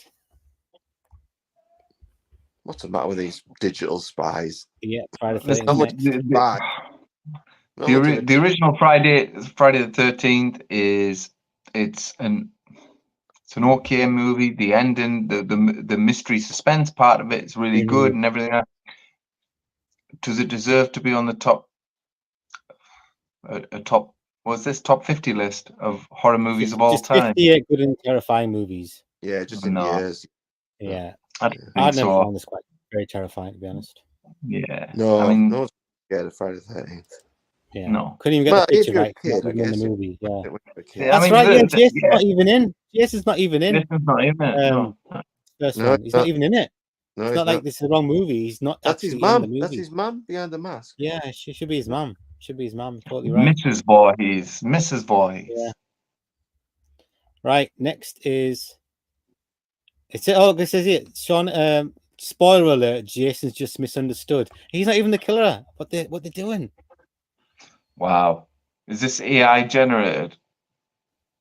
Maybe it is. Because it's cleverly expanded the slasher genre. And it says here, why is it one of the best horror movies of all time? Because it cleverly expanded the slasher genre, respecting the pioneers' formula and coming up with a new, terrifying, iconic villain. That was in the second one. Yeah. In the second one, they did that. Dickheads. Yeah, this is it. This is AI. It's got to be AI, mate. You're going to have to text them fast. You're going to have to email them. The Burning was scarier than Friday. Yeah, I think they're about as good as each other. Yeah, The Burning was scarier than Friday. The Burning was scarier than Friday the 13th, big time. Although I have to say, Friday the 13th, the last scene was terrifying. It was terrifying. Yeah. Oh, the jump scare. Yeah, it's terrifying. It still holds up. It only ever worked on me the first time. It never ever worked again. Like the Carrie one, I think that worked a few times. But the one in Friday the 13th, it only ever worked the once, and then after that, it didn't really do anything for us. No, I get yeah. Maybe the shock part, but I think it's just a deeply disturbing image. The boy's face kind of coming up because the makeup's really good by Tom Savini as well, and the way it's photographed is good as well. Yeah. I was going to ask you guys. I think I mentioned it to Peter. I don't know if you guys have good memories. But I wanted to go through all the horror franchises, and then what we would do is we would say what order we watch the movies in, because a lot of franchises I watched in the wrong order. Like Friday the 13th, I watched 6 first, and Friday the 13th, I must have been like the 4th or 5th Friday the 13th the movie I saw when I eventually watched the first one, because it was quite hard to get to. I didn't. I watched every single one in order. Me too. You didn't watch the sixth one Friday first? the 13th. Yeah. Really? My mother and my father rented Friday the 13th out on VHS. It was one of the first VHSs that they did rent, and then it was Friday 2, Friday 3, Friday 4, which I was really looking forward to, and then once it was Friday 4, it was kind of the sequence that they came out in the video shops. All right. Oh. Yeah. How come I didn't have that experience? Because literally the part 2, I must have seen it like when I was like in my 30s. The first time I saw Friday the 13th part 2. Seriously, man, it was like I was in my 30s. What? So you would I've see never ever seen the Friday movie. the 13th part 2, and you would think, "Oh, watch that," even though you haven't seen part 1. See, What? I wouldn't. I would say, but I haven't seen part 1, so I'm not going to watch my it. introduction was part 6 to Friday the 13th. That was my. But there you go. I wouldn't 6, watch it. I would be 7, like, well, I haven't 8, seen 9, this, so I'm not and going then to I watch went back and watched 4, and then No, 3 I watched really late as crazy. well. That's crazy. It wasn't. That's not what I chose. It's just how it came. No, we should say. One, Well, it says and then part watched them 6. in order afterwards. It says part 6. Yeah. It says no. I'm not going to watch that until I've watched. I found them quite hard to get to because I don't think I rented many of them because I rented 6 multiple times, but like it was just. I can just imagine you, Baz, watching Harry Potter 5 thinking, what the fuck's going on here? You don't. They don't really have like a story through, do they? Really? You have to watch them, you have to watch them in order. Yeah, you got to watch them in order. Watch them all in order. Like Phantasm, I watched Phantasm 2 first, then 3, and then 4, and then 1, and then 5. What's the matter with you? What's the matter with you? Yeah. I think Nightmare on Elm Street is the only one I watched. I think Nightmare on Elm Street I watched in order. I watched 1, 2, like watched them all like as they came out. Yeah. And Halloween 2, I didn't watch for ages. Wasn't it banned, Halloween 2? You can't watch Halloween 2 before. I watched Halloween and then 3, and then 4 came out when it came out. Then I watched 4, and then through them, and then I came back to Halloween 2 when it was like available to watch. That's Halloween 2 years. Craziness. You know what you say? I've still never seen Halloween 6. Like I've still never seen Halloween 6. I've seen Halloween. I've seen Halloween. Best one. The Child's Play. I think Child's Play I saw in order. I'm pretty sure I did. Yeah. No, you see, you watched Bride of Chucky first, and then he watched. Michael Myers says no Child's Play. That would be an obvious one for them. Yeah, I would have thought so. Saw Friday 6 first, then 8 because they were on BBC One. There you go. Yeah, I think everything they've had before. Yes, it's been on BBC One. Yeah, I think you're right. I don't think the BBC or these. Do they still put horror movies on? I don't know because I've never seen a Friday the 13th movie on the BBC. Like, yeah, they definitely had 6 on. It was on Dr. Terror's Night of Horrors, whatever it was, that they used to have on BBC One. It's been a long time since I've watched regular TV. Yeah, it has for me, but I remember watching it. Yeah, Hellraiser I watched in order. Hellraiser 1, then 2, then 3. Michael Myers saw 1, then 3. No, so I saw 3, then 2, then 1. Watched them backwards. Oh shit! Halloween 2 was cut a bit, but never banned. Oh, okay. Don't know why I never find it. Yeah, I think Halloween 2 originally came out as an X, if I remember. Yeah, right. It was. Right. It was. The next one. Next is Alien 1979. I think we can pretty much predict what's going to be from now. It'll be Alien, and then Halloween, and then The Omen.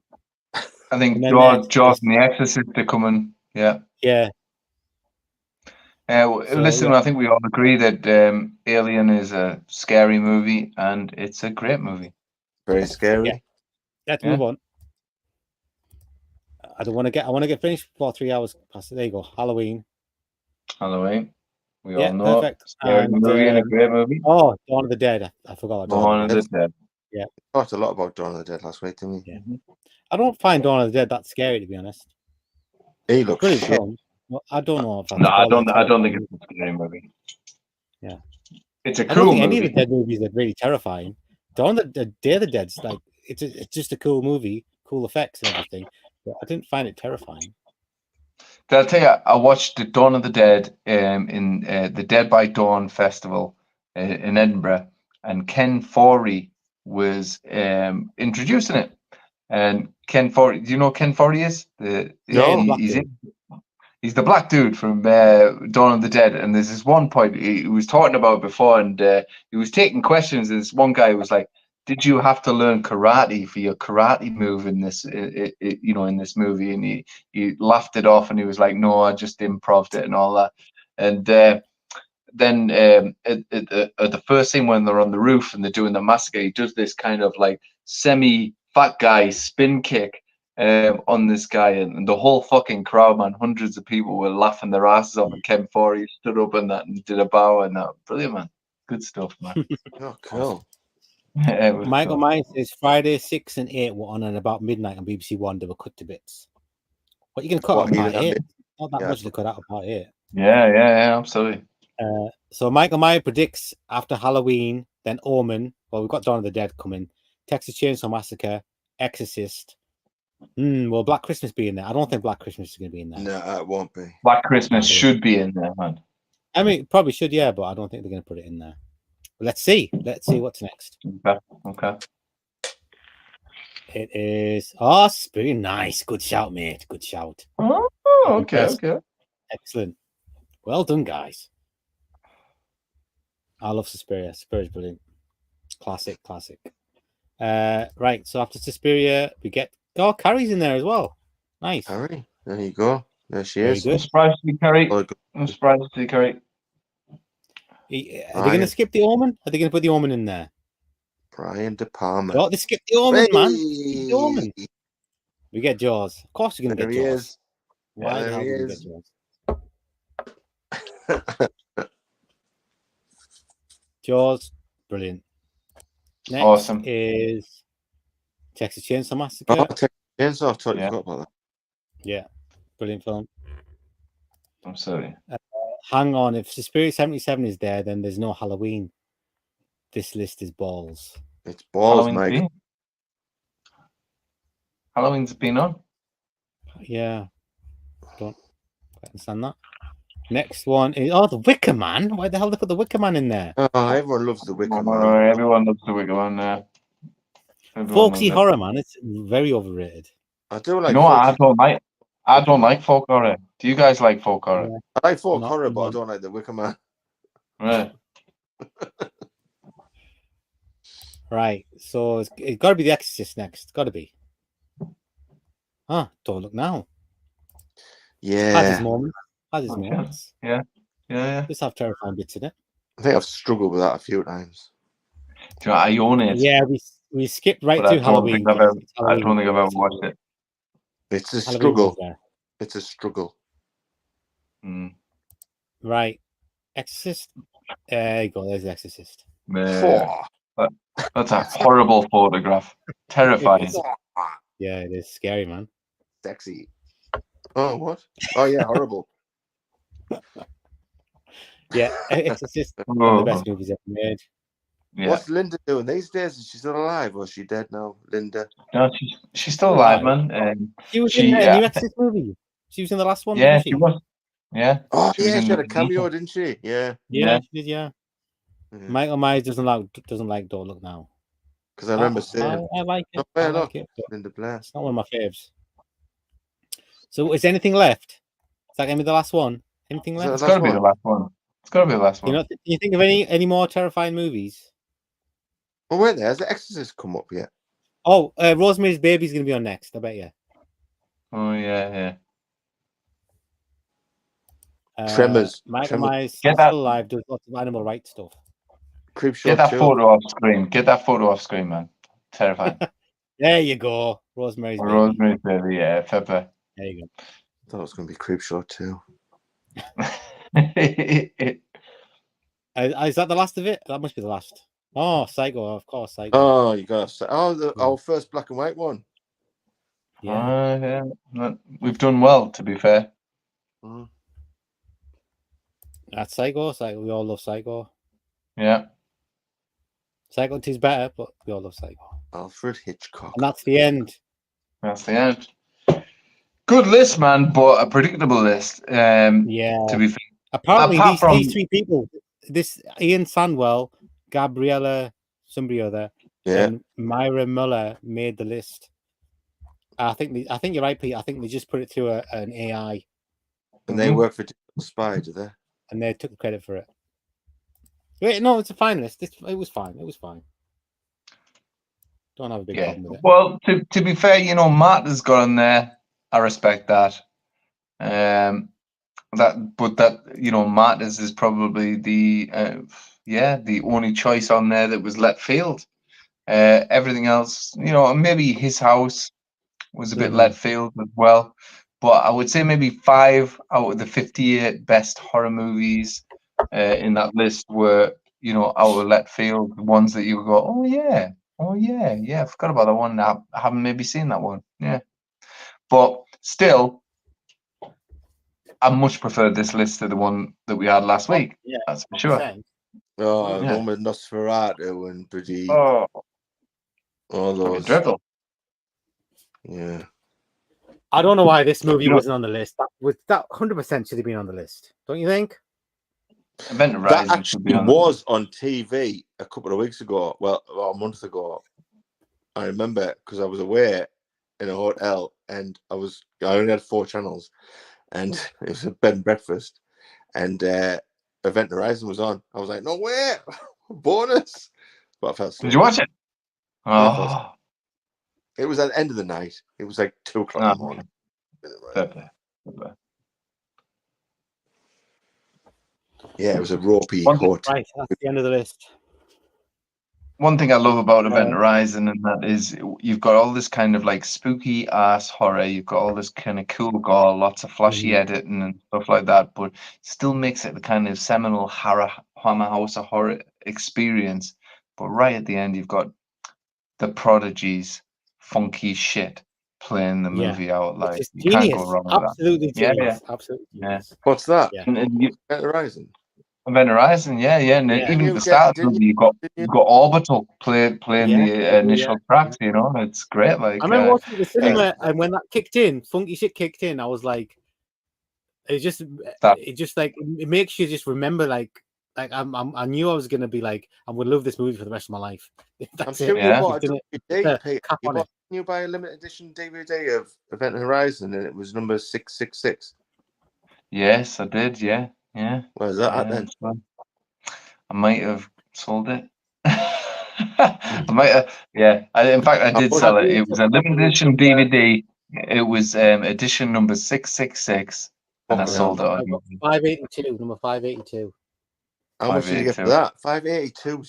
Yeah, but it's all VHS one.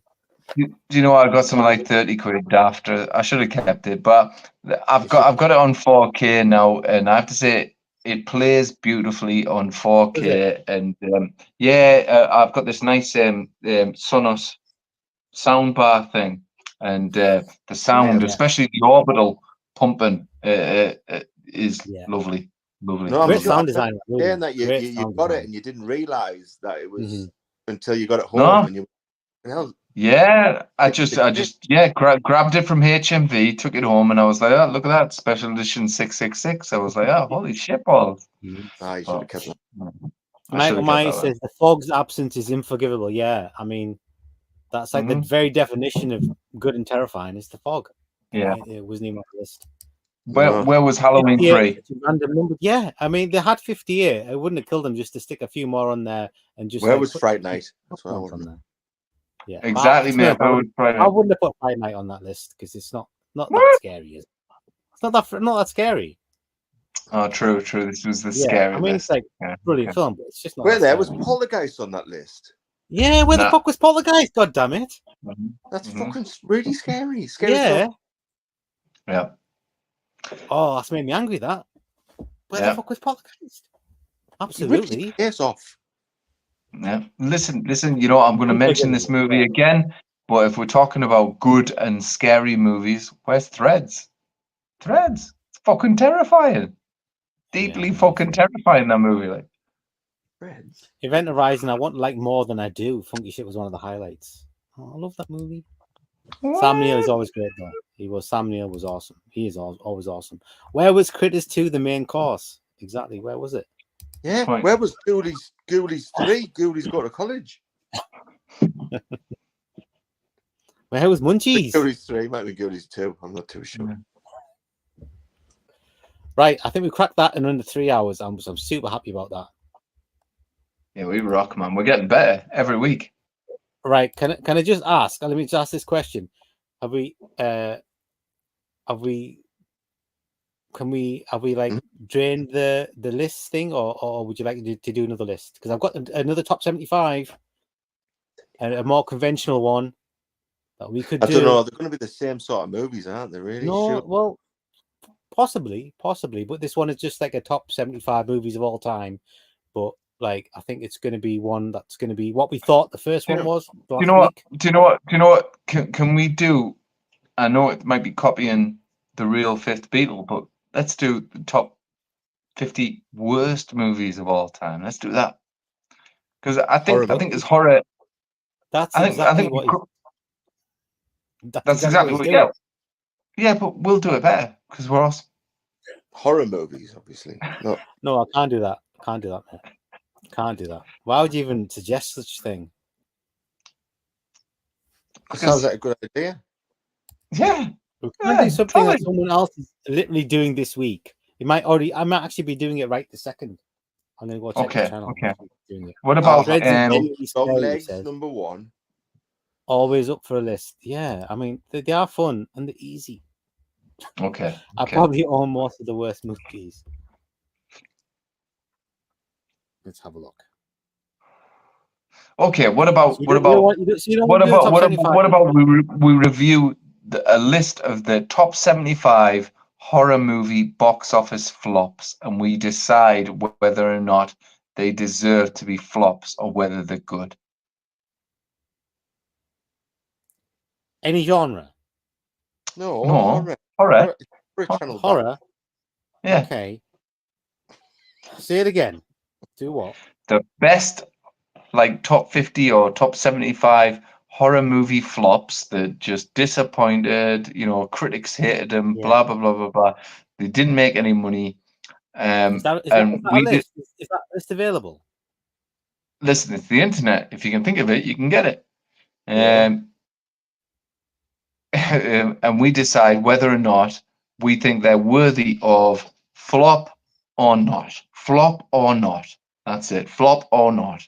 It's not. We don't try and grade them in there 1 to 25 or 1 to 75 or 1 to 50 or whatever. Mm-hmm. We just say, is it right they were a flop, or were people wrong? Because remember, John Carpenter's The Thing was a flop. It was. Critics slated it. Were they right? Were they wrong? They were wrong. You know what I mean? So many movies now that we know are great. I mean, you look at the John Carpenter's Thing, for instance. If that movie was a success and the critics said this movie's great, John Carpenter's career would have been vastly different. I put it to you that John Carpenter would have been making Steven Spielberg like massive studio vehicles if it wasn't for The Thing. And The Thing was an amazing movie, but nobody got it. And it was released. Gutted, Peter, wasn't he? He must have been gutted when he made it, and then it got canned. He was devastated. He was devastated. He's had many interviews where he said he was devastated. He just didn't understand it. He thought he'd made the perfect film. He thought, Russell was like, eh? Was everyone just Kurt like, Russell? Eh? Kurt Russell hasn't really talked about about it being a flop, but he has said on many occasions it's one of the movies that he's so proud of. Dude, he's doing it's the exact same thing. He's doing it. Look, he's doing the counting down IMDb's worst rated films of all time. Is that not exactly what you're saying? If fucking Blair Witch 2 is there, I'm gonna fucking knock you out. It will be there, man. It will be there. 100% it's gonna be there, dude. 100%. It will be there. Okay. Damn it. Okay. What about Okay. What about we count down a list of horror movies, most controversial movies, and we see what the deal is. Controversial horror movie. Obviously, horror movies. Obviously. Yeah. Most of There's them no I wouldn't have probably horror, seen, to be what honest. horror movies? Controversial horror. Well, Exorcist. What? Yeah. I mean, that would be there, but like, I'm sure there'd be a bunch. Like, Cannibal Holocaust, I've not seen like any movie like. Oh yeah, well, of course, because I mean, yeah, they thought it was real, didn't they? At one point. Well, all I'm saying is, if we keep doing lists or countdown lists of lists that are the supposed best horror movies, we're gonna be talking about the same movies week in, week out. Texas Chainsaw Massacre, Exorcist, blah blah blah blah. Yeah. So I'm thinking to freshen up, we need a new spin. And shark movies. Shark movies, comedy horror movie. Best comedy horror movie. That one with the So plane? maybe we do subgenres. Maybe we do the best 75 supernatural movies. Maybe we do the best 25 possession movies. I think we should go I'll tell you what, subgenres. if you can find a list that we can do, we'll do it. Since you don't want to do my list, which is fine. But like, if you can find it, because if you're relying on me to find it, like that's pretty specific. I totally was relying on you to find it there. That's I've got to be honest. Totally Put some was. effort into it, man. Okay. Come up with these pie in the sky ideas, and I don't want to. Well, Vasi, you can make up your own list. You're the head honch. Oh, it's so much work, dude. Right. Okay. What about this? Right. What about we've got a week, right? Got till next Sunday. Elwood makes his top 10 horror movies. Vasi, you do your top 10 horror movies, and I do my top 10 horror movies, and we go through them individually as lists. I've already got mine sorted. And we get the chat to vote, which is the best list. I could do mine top 10 either. I could do a top 10 in a week. I think I've got my top 20 already wrote down. Really? Yeah. Okay. Okay. It might be. That sounds pretty difficult to do, to get like the top 10 favorite horror movies. Maybe if you do them from like the 80s or the 90s or something, it might be easier than like all of them ever made. Remember, right? We talked about this last week. Okay, our top 10 horror movies, what we write down and we talk about right now, can change. It's ever changing, you know. So you don't have to worry about, even though obviously you're putting it out on the internet and all that, you don't have to worry about someone calling you up and saying you said The Exorcist was the best movie. Now you're saying the thing. I don't want to do a movie I love. I don't want to do it down, you know. I'll feel bad. I don't care what other people think, but I'll be like, oh, I missed that movie off the list. And I'll have to like apologize to the movie. Say, I'm sorry I didn't put it on the list. I should have, and I didn't. And I'll feel terrible. Ghoulies 2. Yeah. It's got to be Ghoulies 2. Let me get these comments through. Michael Myers says, to be fair, Carpenter would undeservedly be on their list of the worst. Probably. Yeah. Halloween 3 would be on the biggest flops. Controversial ones would be interesting. Top 20 Stephen King movie. I think we've done Stephen King, haven't we? We did Stephen King, didn't we? Yeah. We went through someone else's list, didn't we? Something like that. Stephen King, did we? Yeah, okay. I'm sure we did Stephen King. Or we did not do it with... Your favourite was the Tommyknockers. My favourite is the Langoliers. Bloody Langoliers. The Langoliers. Yeah. The Langoliers. Yeah, I love that one. That's or just slashers. I'm not even a fan of slashers, dude. Well, only Scream. Just noticed the Willy Wonka t-shirt. He's got a Willy Wonka t-shirt on. Scream was a slasher, dude, man. Scream. And Halloween is a slasher. You're not a fan of slasher. I'm not a fan of slashers. I don't see Halloween as a slasher movie. I've said this before. I don't consider it as a slasher movie. But you consider it as a love story. An amazing movie. It's not. I don't consider it as a slasher movie. It's stalk and slash. Yeah. Did you ever watch that Scream TV show?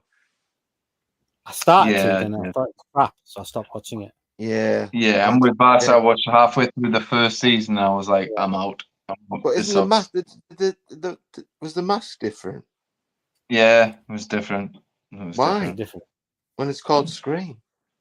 Yeah, yeah. Right. Well, let's Yeah. talk about this offline because we're past 3 hours, and I don't like the stream's going too Okay. long. We'll Fair discuss it offline.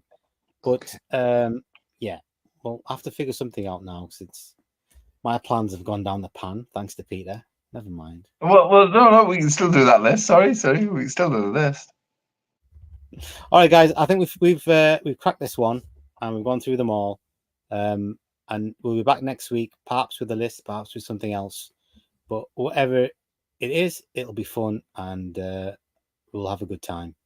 So thanks very much for watching. Do you want to say goodbye, guys? Bye, everybody. Thank you. Thank you, guys. See you next week. See you next See you week. later. Same time, same place.